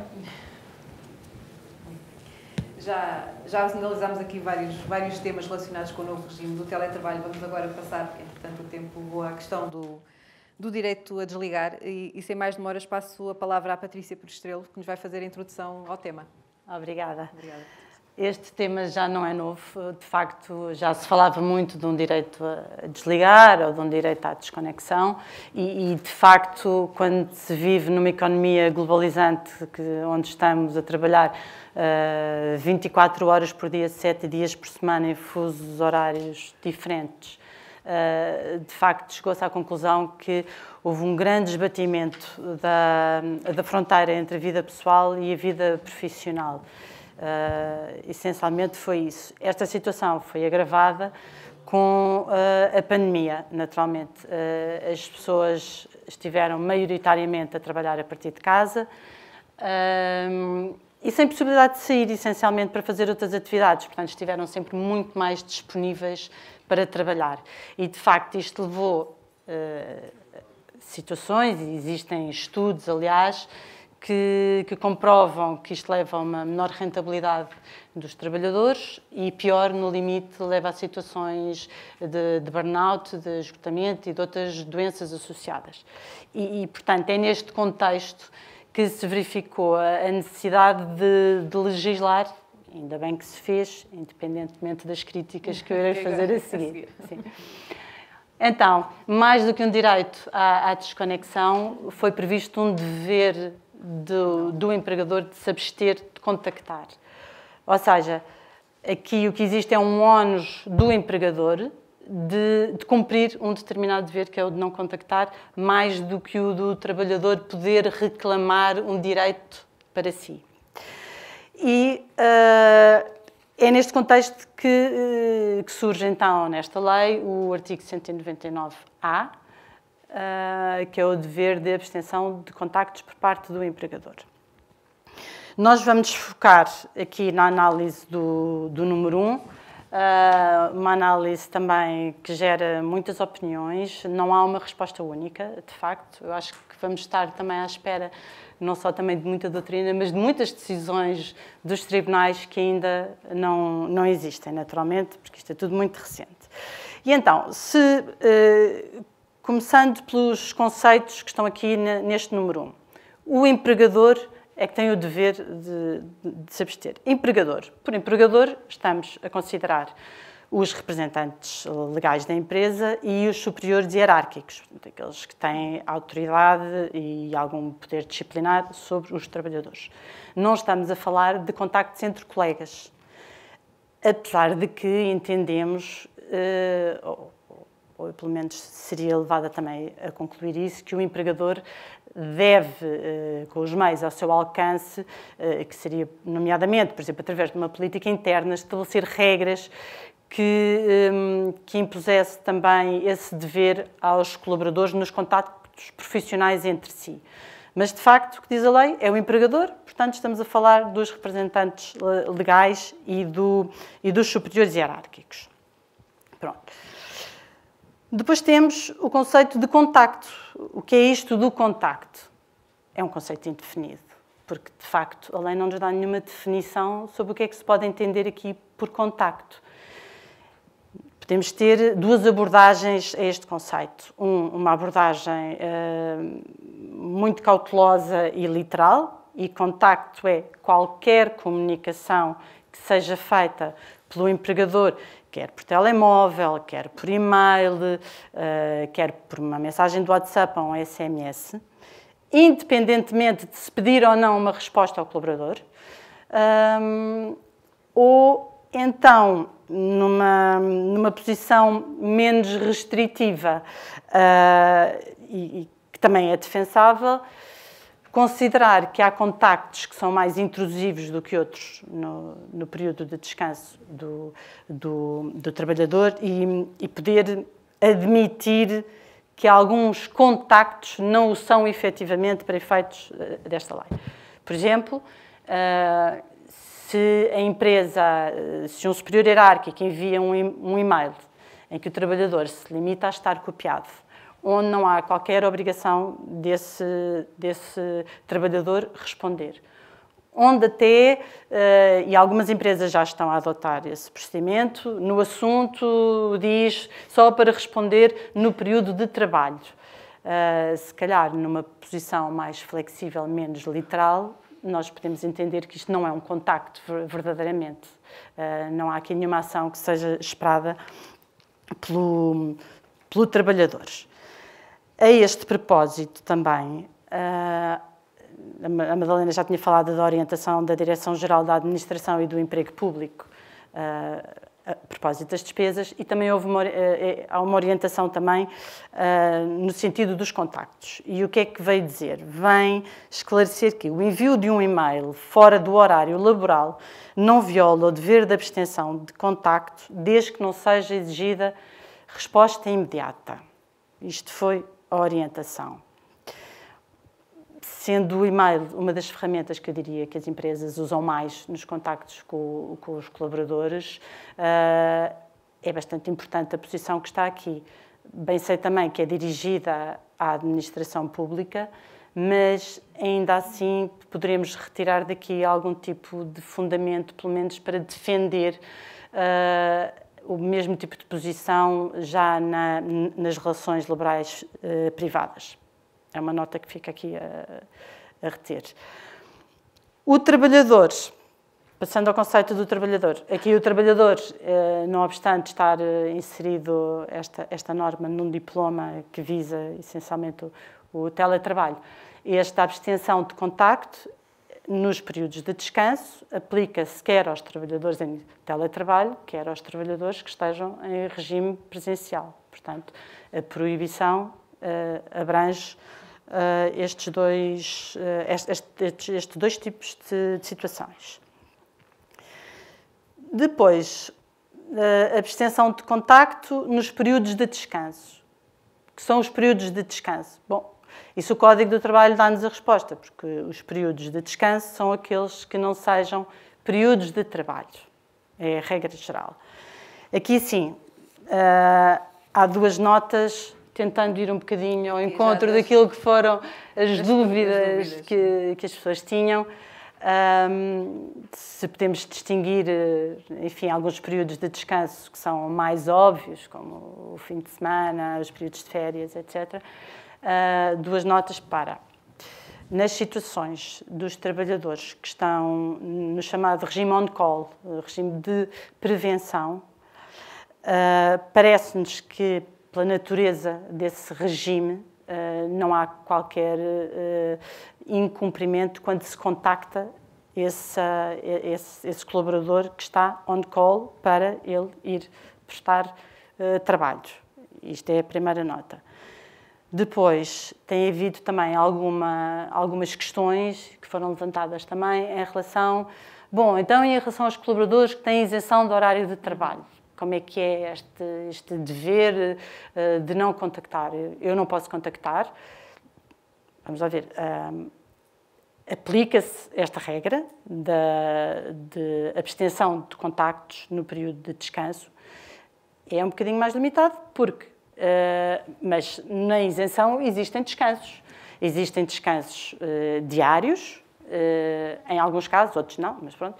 Mas podem existir descansos diários, que são aquelas 11 horas entre o fim de uma jornada de trabalho e o início da outra, e existem os descansos semanais e existem os descansos anuais. Portanto, esta proibição nas pessoas que têm isenção de horário de trabalho é exatamente para estes momentos de descanso que também existem na isenção. Depois, temos um conceito que eu diria que bate os pontos na polémica que tem gerado, não é? E que é a exceção. Os casos de força maior, não é? Os casos de força maior. E então, aqui dividem-se muito, como disse a Madalena, a doutrina também diverge, muito. E aqui nós podemos ter duas abordagens ao conceito de força maior.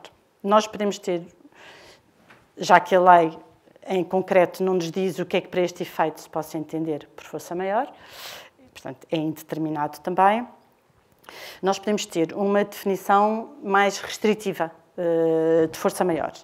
E se tivermos uma abordagem mais restritiva, o que está subjacente a esta força maior é uma ideia de situação inevitável. O que tem sido definido, este conceito de força maior, é como um acontecimento natural ou ação humana que, embora previsível e até prevenido, não se pode evitar, nem em si mesmo, nem nas suas consequências.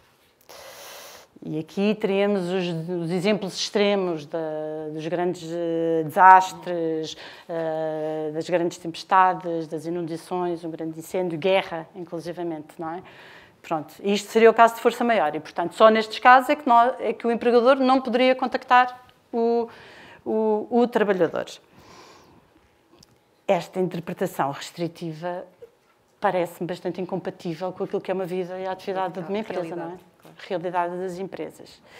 E, portanto, há alguns autores que defendem uma interpretação mais ampla. Eu gosto de me identificar com eles, sinceramente. E então, o que é que alguns autores vêm dizer? É que temos que aproximar este conceito de força maior, em vez de ser tão restritivo, temos que aproximar àquela motivação do trabalho suplementar também. E, para este efeito, relembrando aqui alguns conceitos, o trabalho suplementar pode ter lugar em 3 situações, sendo que uma delas é o de força maior, portanto, esse é idêntico, que é o acréscimo eventual e transitório de trabalho, e que não justifica a admissão de uma pessoa para esse efeito, e outro, quando seja indispensável para prevenir ou reparar prejuízo grave para a empresa ou para a sua viabilidade. Na parte do acréscimo eventual e transitório de trabalho, poderíamos ser tentados a dizer que poderá, enfim, com algumas cautelas também, porque isto ainda requer outros pensamentos também, que sim, que poderia haver abstenção de contacto aqui, porque eu posso pedir ao trabalhador, durante o seu horário de trabalho, que vá prestar o dito trabalho suplementar, porque há um acréscimo. Há situações em que isso não é possível, de facto, mas, enfim, esta situação, de facto, é mais discutível. Quando seja para prevenir ou reparar um prejuízo grave, realmente gostaria que um empregador não pudesse contactar um trabalhador para remediar, para prevenir um prejuízo grave que ponha em causa a viabilidade da empresa. E por isso gosto de me identificar com uma posição mais vasta, menos restritiva do conceito de força maior. E aqui podíamos dar, por exemplo, alguns exemplos. No caso, por exemplo, um empregador que tem um estabelecimento num centro comercial e que tem que abrir a porta às X horas, sob pena de penalizações do próprio centro comercial. E tem um trabalhador que vai abrir essa loja. E esse trabalhador, 1 hora antes de abrir a loja, liga e diz: estou doente, não posso, ou aconteceu-me este imprevisto e eu não posso. Eu, empregador, não posso contactar um outro colaborador que está em descanso para que ele vá, com uma chave, porque tem também, por exemplo, no caso, abrir esse estabelecimento, sob pena de, se eu não puder abrir, porque não posso incomodar o outro trabalhador que está em descanso, ter penalizações de centro comercial, não ter vendas na minha loja, ou não poder assumir, de alguma forma, compromissos.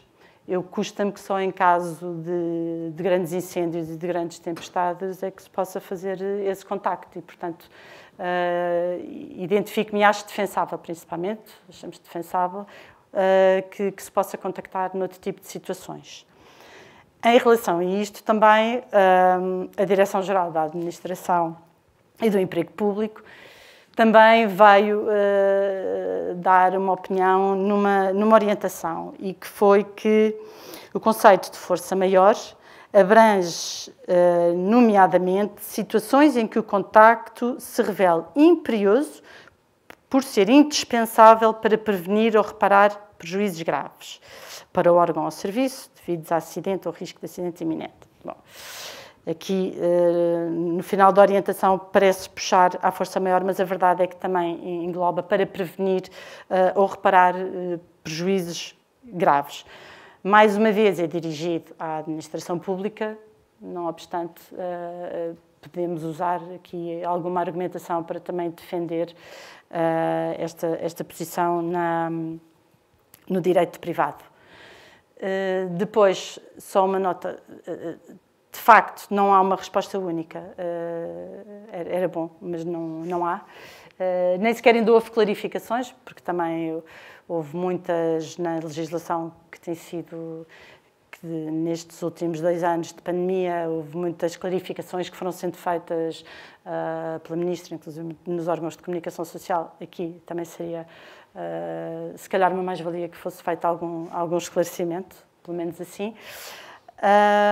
De todo modo, ainda que com as cautelas, deverá haver sempre uma análise do caso concreto, de facto, neste momento em que não há decisões dos tribunais, uma análise do caso concreto para minimizar os riscos, porque o incumprimento é uma contraordenação grave e, portanto, dá lugar a coimas que vão desde 612 euros a 9.690 euros. E, portanto, é isso também que, no limite, as empresas vão ter que ter em consideração. Não é? Obrigada, Patrícia. Foi uma apresentação muito completa e que, na realidade, acabou por responder a quase todas as perguntas que tínhamos aqui do nosso público. As últimas tinham aqui, de facto, a ver com as consequências, mas também pergunta como é que o colaborador se sentir, de facto, que está a ser infringida essa regra do direito a desligar, o que é que o trabalhador pode fazer? Bom, o colaborador pode também... A quem é que se queixa, portanto? O colaborador, além de poder simplesmente desligar, não é? Pode, por exemplo, queixar-se à autoridade para as condições do trabalho.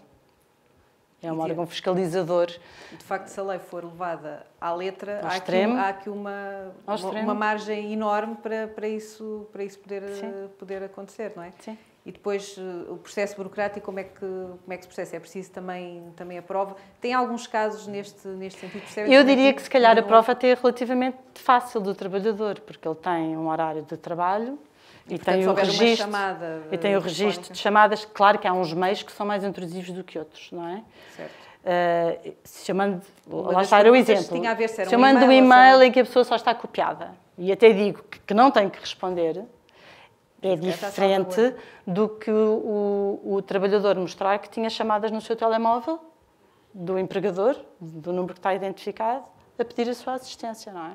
Ou uma mensagem do WhatsApp, porque isso passou a ser muito rudimentar nos dias de hoje, não é? Manda-se o WhatsApp aos grupos, nas empresas também há grupos, e portanto aí é muito fácil a prova, não é?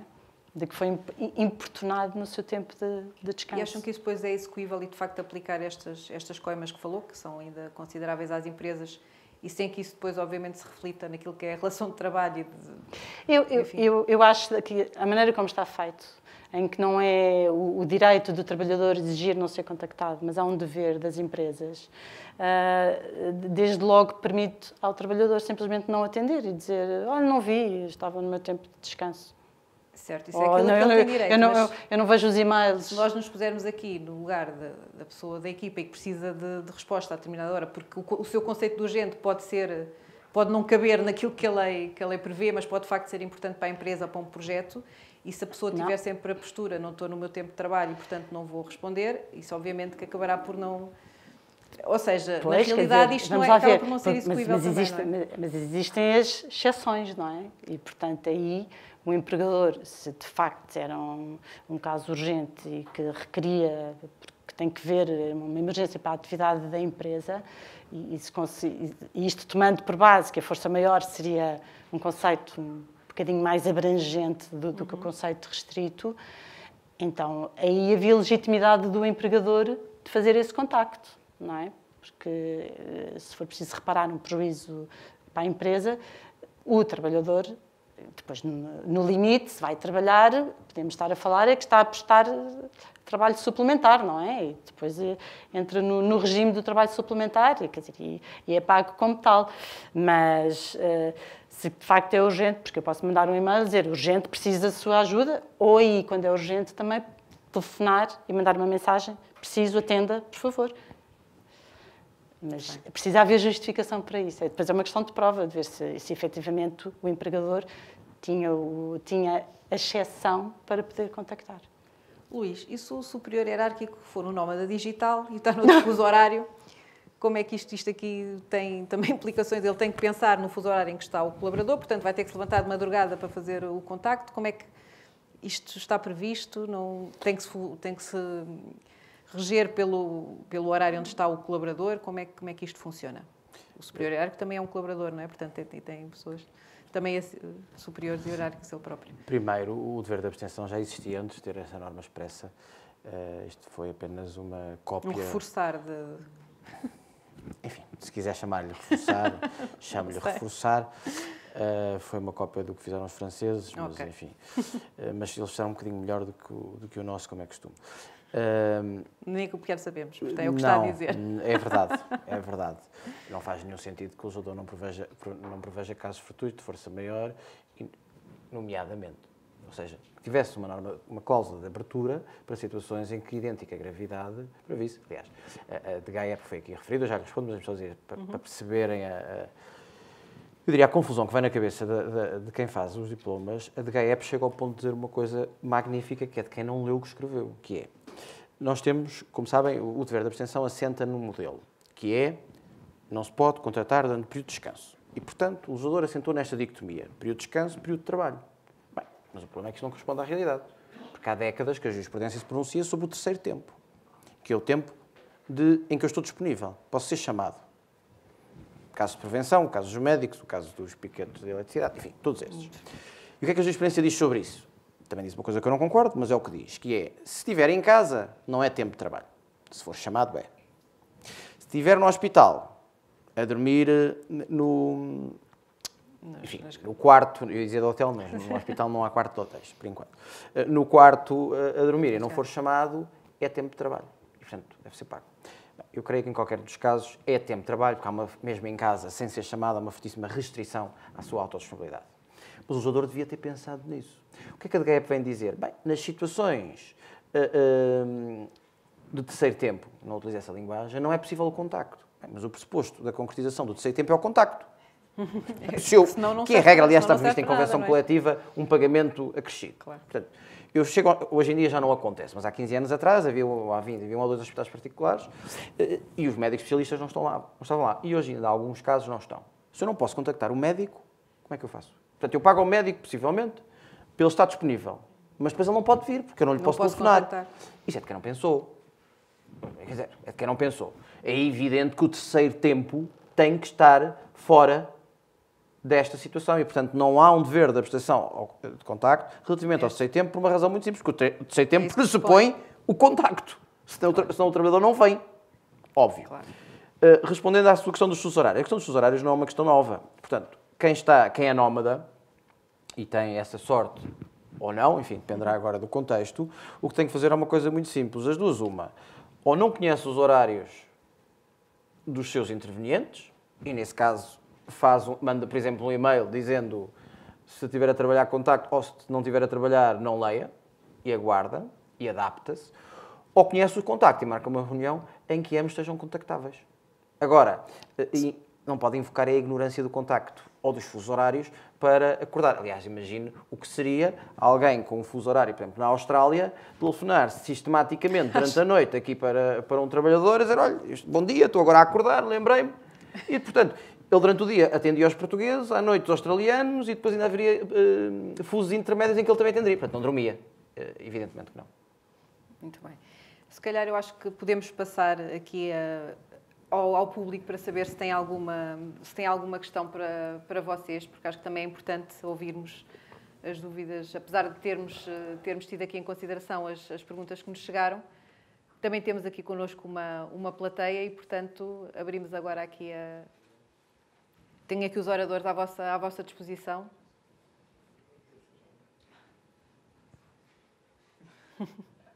Tinha alguma pergunta para o Luís? Muito obrigado. Exatamente sobre esse questão final, que eu acho que o Luís acabou por não responder à questão final. À questão final, que é, eu posso enviar ou não enviar um e-mail. A questão do contacto eu percebo, e exatamente o que o Luís quis dizer, mas o ponto é como é que eu, que sou superior hierárquico, que tenho um conjunto de equipas a trabalhar pelo mundo inteiro, e que tenho ordens que vou dando, e nem sempre eu estou a trabalhar no fuso horário, se eu estou na Austrália e o outro está em Portugal, em que eu quero dar uma ordem, mas não quero execução imediata. Portanto, eu quero dar uma ordem a dizer, olha, amanhã, quando começares a trabalhar, faz-me isto. Mas não quero, ou acho que não faz sentido estar a ressalvar sempre em cada e-mail que envio, olha, quando fores trabalhar, faz isto, quando fores trabalhar, faz aquilo. Dizer, preciso que me faças isto. Obviamente que isso pressupõe que eu quero que ele o faça durante o horário dele. Era esta, eu acho que foi um bocadinho essa a pergunta que foi feita, sendo que a outra, claro, que a resposta do Luís, como sempre, está muito acertada, como sempre. Mas esta segunda parte é que era para percebermos a forma de gerir isto. Muito obrigado, Sr. Doutor. Confesso que já tinha algumas saudades enfim, não tenho tido o gosto de estar consigo, de discordarmos e debatermos. Eu respondi à pergunta e digo-lhe, não há nenhuma novidade. questão que coloca não tem nada a ver com o 199A, é a questão mais antiga, aliás, já tivemos a ocasião de debater. O superior hierárquico, o que tem que fazer... Primeiro, já agora, eu acho que deve haver o e-mail. Seja, se não gostar do e-mail, arranja um regulamento interno, arranja algo que prova amanhã que o trabalhador tem conhecimento das situações em que deve abrir o e-mail. Pronto. Eu tenho simpatia por essa... Se estiver em descanso, não abra. Tenho também simpatia por uma coisa em banda desenhada engraçada. Enfim, prefiro. Se me disser, é ilegal se não tiver. Não, evidentemente que não. Se tiver um regulamento interno, o assunto está resolvido. Mas eu prefiro utilizar isso. Segundo ponto. Pode, com certeza, marcar reuniões e fazer esse acompanhamento. Mas aí vai-lhe ser exigível que essa marcação das duas, uma, seja feita durante o horário. Não, é só os e-mails. Nos e-mails. Nos e-mails. Então, o que eu estava a dizer, que o Luís acabou por não responder, foi a questão dos e-mails. A questão das reuniões estava totalmente respondida. A questão dos e-mails... Tem que sempre ressalvar... Atenção, não. Eu percebo o ponto. A resposta está não, no mas eu interno, falaria. Sim. Repare, eu estou a fazer uma recomendação e volto a dizer, não é ilícito se eu não salvar, se eu não puser um boneco, se eu não escrever a amarelo. Agora, creio que é mais claro e até demonstrativo de uma responsabilidade social da empresa. Essa comunicação, que aliás pode ser utilizada também para o exterior, porque o trabalhador não é só contactado pela empresa, é também contactado para o exterior, por vendedores, compradores, enfim, seja lá pelo que for, do que estar fechado num regulamento interno. Agora, isto é uma questão de procedimento. Qualquer um deles, desde que o trabalhador esteja informado das devidas condições em que o tem e não tem que fazer, a norma está assegurada. Ótimo. Pronto. Eu gosto da banda desenhada, por exemplo. Não sei se o meu amigo gostaria. Também gosto. Vamos então terminar de acordo. Eu gosto sempre de concordar consigo. Eu sei. Ou acabar por concordar. Exato. E eu consigo. Não sei se mais alguma pergunta. Eu tenho mais uma e não vou dirigir ninguém de quem achar quem quiser responder, porque de facto nós estamos aqui, fala-se muito, e na Human Resources temos debatido muitíssimo esses temas, que é sobre a mudança do paradigma de trabalho, de maior flexibilidade, de maior confiança, de uma relação diferente entre empregador e trabalhador, e de facto parece que a lei parece que não traduz isso, parece que em vez de facilitar, parece que dificulta. E portanto parece que é um bocadinho, falamos muito de flexibilidade, e a lei é pouco flexível, adapta-se pouco àquilo que é a realidade das empresas. Depreendo daquilo que foi a nossa conversa ao longo destas já quase 2 horas, que a vossa opinião unânime é que a lei não corresponde à necessidade das empresas. E, portanto, como é que isto poderia ser, o que é que o legislador devia ter em atenção, se devia ouvir as empresas, o que é que em cada uma das vossas áreas de mais especialidade, o que é que acham que era fundamental fazer? Portanto, eu sei que não é fácil, mas gostava de ouvir a vossa opinião sobre este tema. Ouvir as empresas. E porquê é que isso nunca... Concertação social, empresas, parceiros sociais, os próprios trabalhadores dentro das organizações. Porque se calhar nem os próprios trabalhadores estão de acordo, acham que isto é defender os direitos deles, não é? Mas claro que não. Há imensos trabalhadores que estavam muitíssimo satisfeitos com a implementação destes sistemas de maior flexibilidade, não necessariamente ao abrigo do regime do teletrabalho, mas de poderem decidir, não que 2 dias por semana estou em casa, mas se eu quiser, até 2 dias por semana posso trabalhar em casa, mas não sou obrigada a optar por trabalhar em casa 2 dias por semana. E, no fundo, esta lei vem, mais uma vez, querer regular tanto, e às vezes por coisas que não tinham interesse nenhum, e deixar de fora outras que eram efetivamente importantes, que isto é capaz de matar uma coisa que até era muito pouco utilizada, que era o teletrabalho, e por força, porque não havia muita fé, que a coisa, não havia muita confiança, se calhar, pronto. Mas por força da pandemia, todos fomos obrigados a trabalhar neste regime, e todas as empresas, ou muitas das empresas, chegaram à conclusão que não houve quebras na sua produtividade, nem na rentabilidade, nem em nada, e portanto que a coisa funcionou. E a partir daí, muitos de nós gostariam de continuar neste modelo. Esta lei, para mim, eu peço desculpa se embarquei aqui a resposta e vocês falarão de seguida. Ainda temos um bocadinho. Sim, mas não vem responder, pelo contrário, eu acho que vem complicar e desincentivar nomeadamente as empresas, em permitirem, fora das tais situações que o Luís referiu, que essas sim o trabalhador tem direito, não é? De autorizarem a prestação de trabalho em regime de teletrabalho, porque depois as burocracias, as consequências, os riscos, etc., são tantos que não há incentivo. E, portanto, ouvir é muito importante. E o poder político, o poder legislativo, o legislador, etc., não podem estar fechados num gabinete. E isto é o que acontece ano após ano, lei após lei. Estão fechados num gabinete, não fazem ideia o que é uma empresa, não fazem ideia o que é deitarem-se a pensar como é que vão fazer vendas para pagar ordenados no final do mês, não é? Porque está tudo garantido, porque há os contribuintes, felizmente, a suportar.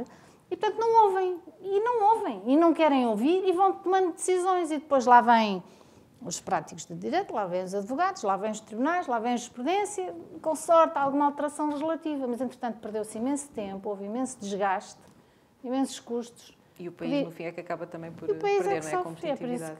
Mas e as empresas não podiam, não sei, criar aqui alguma espécie de se consertarem também, não é? Coitadas para tentar... das empresas. As empresas bem tentam, criam imensas associações, imensos grupos, cartas abertas. Nunca são ouvidas. Mas tem que haver diálogo, não é? Muito bem. Não sei. Mais alguém quer comentar o tema? A verdade é que isto que já era visto, os trabalhadores viam o teletrabalho como um benefício que lhes permite, como não existem as deslocações, ficam com muito mais tempo para a sua vida privada também. Era visto como um benefício e as empresas acomodaram esse benefício, porque de facto chegou-se à conclusão que funcionava bem. A partir do momento, e isto aconteceu com clientes nossos, a partir do momento em que houve a possibilidade das empresas terem que pagar o acréscimo de despesas, então não há teletrabalho. Portanto, vai tudo para a empresa. E aquilo que um trabalhador nem sequer pensou em exigir, muitos deles, porque já era o benefício, já era estarem em casa, de facto matou. Mas aquilo que é a vossa percepção também do contacto com as empresas, há muitos colaboradores a exigir esse pagamento de custo acrescido? Ou não? Ou têm eles próprios a noção de que não faz sentido pedir isso? Não, diria que não. Não há muitos. Não há, não é? Há várias empresas que decidem dar um determinado valor fixo, certo, e que sujeitam a Segurança Social e que sujeitam a IRS para ajudar os trabalhadores. Mas exigências eu ainda não vi nenhuma. Mas isso tem consequências. Tem consequências, exatamente. Porque isso não sendo o tal reembolso, pode ser considerado retribuição. E sendo considerado retribuição, daí vem uma panóplia de consequências. Desde logo não poder ser retirado. Desde logo ter que ser integrado noutros pagamentos. Portanto... Sim, eu acho que este é um bom exemplo, a parte das despesas, dos custos, em que o legislador tem outros exemplos, não é? O que acontece com o regime das ajudas de custo, em que se ficcionou um valor que fica isento de tributação e podia ter usado um mecanismo semelhante, não é? Bastava olhar para a realidade. Não é preciso muito. Todas as pessoas com quem eu falei, clientes, etc., assim que leram a lei perceberam, isto não vai funcionar, não é? Porque as faturas, isto, logo. Por isso, não é aceitável que o legislador não tenha sido capaz de fazer esse exercício, não é? E de olhar e dizer assim, temos que salvaguardar isto assim não funciona, obviamente, e, portanto, vamos arranjar aqui um mecanismo. E era fácil de arranjar um mecanismo. Assim é que não funciona. Como está, não vai funcionar. E o que está a acontecer agora é que as empresas ignoram ou tentam ignorar a lei e tentar que não haja... ficam à espera. Os grandes empregadores... Mas sendo que a lei entrou agora em vigor em janeiro, é expectável que volte agora a curto prazo. Temos agora uma legislatura a começar, enfim, agora, 4 anos, maioria absoluta, é expectável que vá mudar alguma coisa no sentido daquilo que vocês desejariam. Depende de haver conflituosidade ou não. Eu acho que, eventualmente, pode haver um empurrão por essa via. Porque o que está a acontecer é que os grandes empregadores, aqueles que têm mais capacidade económica, resolveram. Ou seja, vou matar o assunto, vou pagar um valor fixo, paciência, sujeita à tributação, o que seja. Pois, mas como a Carmen disse, os mais pode ter consequências. Pois, claro, não é? é evidente, mas aceitaram o risco e disseram, não estou para me chatear mais com isto, vou andar assim. Os pequenos empregadores, que não têm tanta capacidade económica, obviamente adotam uma postura diferente, não é? Ficam à espera. E o trabalhador, em regra, não vai exigir. não vai. Não tem. Temos aqui os experts, não é? Não somos nós. Então, os clientes são quem sabe. A experiência, a vossa experiência é essa. Não pedem. Essa não tem Pois, ninguém exigir. exato. Claro, não tem. Se quiserem partilhar, também podem, não podem, não é? Na Mas realidade. é isto, não é? E Carlos, vocês, enfim, percebemos que as dúvidas não são só das pessoas, são das empresas também, estão todos aqui. Parece que ninguém está satisfeito, é uma lei que acaba por não servir os interesses, na verdade, de ninguém. E acredito que vocês, o que acaba por ser bom para o vosso negócio também, no fundo, seja pedida a vossa ajuda, falando agora de forma séria, para conseguir resolver este tema e para poder fazer as coisas de forma correta. E também dando o maior benefício ao trabalhador, sem a empresa também ser prejudicada, porque, enfim, as empresas também, se não houver empresa, também não há empregos e, portanto, acaba por não fazer muito sentido esta discussão, não é? Vocês têm tido realidades muito diversas, têm que adaptar as vossas respostas, isto depende muito de realidade para realidade, se é uma grande empresa, se não é o setor de negócio.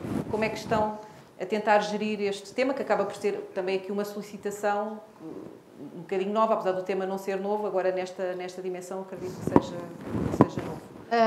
Sim, temos tido, obviamente, solicitações e sim, cada situação deve ser analisada, não é? E faz diferença o tipo de empresas, o tipo de situações, etc. Quem já trabalha connosco sabe como é que nós trabalhamos. Cada cliente é um cliente e nós temos que encontrar uma solução para aquele cliente, naturalmente, com base em troncos comuns, em pontos comuns. E, portanto, por exemplo, a este propósito, o que é que nós fizemos, até para nos antecipar a pedidos e fazer propostas a alguns clientes? Estamos a preparar, a ultimar um guia de boas práticas, por exemplo, sobre a questão do direito a desligar, porque a formação é muito importante e, portanto, termos um guia de boas práticas que possamos depois customizar para cada um dos clientes, porque também para nós é muito importante e só assim é que sentimos como verdadeiros parceiros dos clientes, nós temos que perceber o negócio, perceber a razão de ser disto ou daquilo estar implementado em alguma empresa e a partir daí conseguimos adaptar aquilo que precisamos, porque também não faz sentido irmos criar uma coisa única. Estanque, não é? É claro que depois não faz sentido nenhum para aquela empresa, portanto tem que ser uma coisa customizada, obviamente com uma base comum. Mas isso tem que ser e, portanto, por exemplo, estamos a ultimar um regulamento de boas práticas que depois pode ser implementado em cada empresa, com as devidas adaptações, sobre a questão do direito a desligar, por exemplo. Patrícia, querem partilhar alguma dessas boas práticas? Se podem partilhar já alguma dessas... O Luís já avançou com a questão dos e-mails, por exemplo. Muito bem, se prevenir. Se tiverem tempo no assunto... São coisas até básicas. São coisas relativamente simples, mas é importante. Eu não sei fazer, mas qualquer informático saberá fazer com certeza. No assunto, ir uma nota no fundo, dizer, se está a descansar, não leia, não responda, por exemplo. Muito bem. Já agora as pessoas chamaram a atenção. E pode levar bonecos também. Não, eu tenho batido pela banda desenhada, ainda não desisti, mas enfim, não parece que seja uma questão juridicamente... Quer dizer, tem sua relevância jurídica, pelo menos mostra bom gosto. E já agora a banda desenhada tem a ver com, acho que foram os 20 anos da Abreu, 20 anos em que foi feita a história da Abreu em banda desenhada, portanto não é assim propriamente uma coisa só da minha cabeça. Mas convém ter presente o seguinte, e distinguir, como a Carmen estava a dizer, os clientes e depois os mecanismos. Por exemplo, eu no meu telemóvel, os mails... Acho que estamos seguros. Não vai haver nenhum acidente de trabalho aqui. Pois é que aqui não havia, porque eu não tenho vínculo laboral com a Abreu e não estou ao serviço da faculdade. Portanto, tinha que ser o seguro pessoal. Mantendo no tema. Dizia eu, é preciso desagregar as situações. Primeiro, se eu tiver o telemóvel, eu só tenho acesso às mensagens se clicar naquela conta, imagina que tem uma conta autónoma, naquela conta. E só entro se abrir. Ou seja, a mera situação passiva tem várias fases e mesmo a mera situação ativa tem várias fases. Segundo ponto, em regra, perante uma urgência, uma pessoa não manda um mail. Acho eu. Certo. Telefona. Pronto. Portanto, é perfeitamente... Mas se for, deixe-me só interrompê-lo para perguntar uma coisa. Se for um telefone da empresa, que muitas pessoas têm, podem desligar simplesmente o telefone, não é? E tira-se Se desligarem o telefone quando não estão em horário de trabalho? Depende das profissões. Eu acho que há profissões que não podem desligar o horário, não podem desligar o telefone. Vou-lhe dar um exemplo. Um técnico de segurança, informático, por exemplo, imagino o responsável de informática, não sei se é o caso, da Abreu, não pode desligar o telefone. Dir-me-á, mas não tem direito a descanso. Tem, mas tem o direito... Não tem que ter um para substituir... Ora, aí está. Tem que ter um sempre 24 Ele até pode estar em Timor-Leste. Eu estou um pouco com Timor-Leste, não sei porquê, mas com Timor-Leste. Esteve a escolher as férias. A pensar nas férias. Com Timor-Leste, mas tem que estar contactável ou então avisar. Porque há situações de urgência, aliás, esta situação, em regra, em empresas bem geridas, são falsas questões. Porquê? Porque há alguém que está, de certa forma, de piquete. Quer dizer, é impensável que uma empresa como a Abreu ou o Hospital de Santa Maria ou de São José, havendo um problema técnico no ar-condicionado, fique... Quer dizer, não vou dizer que não aconteça, mas é impensável do ponto de vista da gestão... Claro, que só por uma questão de não haja piquetes. Não incumprir o direito nessas situações, esses tipos de trabalhadores... Em regra, há escalas e não têm. Aliás, por isso é que eu há bocadinho falava do terceiro tempo, esses trabalhadores têm fortíssimas restrições. Não podem estar em sítios sem rede. Estou-me a pensar numa situação real da Madeira. Como sabe, para quem conhece a Madeira, há vários túneis.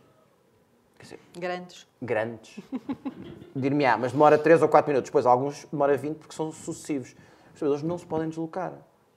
Quer dizer, ou melhor, se puderem, cumprem o contrato, porque, em regra, além de estarem contactáveis, eles têm X tempo para chegar ao local. Como deve imaginar, o piquete não pode chegar lá no dia seguinte. O médico que está de piquete ou que está de disponibilidade não pode chegar passado 3 horas para operar um senhor que tem meia hora para ser operado. Entretanto, morreu porque ele estava no meio do teatro e acabou o teatro. Portanto, há um conjunto de profissões que há uma fortíssima limitação do dever de abstenção, ou dito de outra forma, em que o dever de abstenção tem condicionalismos específicos.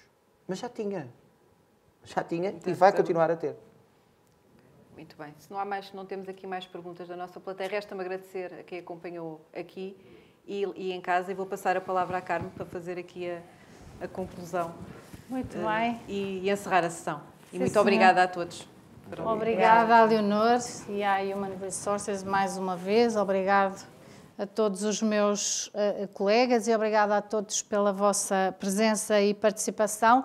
Eu destacaria aqui só um ou outro ponto que me parece importante das várias intervenções, a distinção entre o teletrabalho, o trabalho no domicílio, a não confusão de conceitos, a regulamentação das várias situações, a inclusão da previsão de situações importantes, nomeadamente a questão da propriedade dos instrumentos, dos equipamentos, a possibilidade da sua utilização para fins pessoais ou meramente profissionais, a questão das despesas, de quem vai custear, em que medida, como é que isto vai ser feito, relativamente ao direito a desligar, no fundo, aquilo que mais precisa é de bom senso por parte de todas as partes e, no fundo, uma sensibilização, e gostei imenso de ver o resultado do inquérito, porque normalmente a tendência é multas, fiscalização. E não foi, felizmente, 55% das pessoas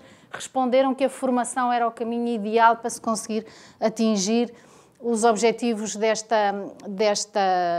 no fundo, desta concretização, de algo que já existia, mas do direito a desligar. E relativamente às questões dos acidentes de trabalho também ficámos a perceber, não é novo, já existia, o próprio teletrabalho já existia e naturalmente aquilo que vamos ter que ter em atenção é a definição do que, bem, desde logo, a cautelar junto das seguradoras, que não há exclusões aqui para estas situações e termos a certeza que as seguradoras estão avisadas que temos pessoas em teletrabalho, a definição dos locais previsíveis para o teletrabalho, etc. Pronto. Portanto, prevenção, bom senso, acho que podemos retirar estas conclusões daqui. Nós estamos a chegar mesmo ao fim, portanto, agradecer, convidar quem nos queira acompanhar, obviamente, no LinkedIn ou visitar o nosso site, abreuadvogados.com. E estamos aqui sempre disponíveis para vos ajudar e para responder e para conseguirmos, em jeito de parceria, ajudar todos os nossos clientes. Muito obrigada a todos. Obrigada.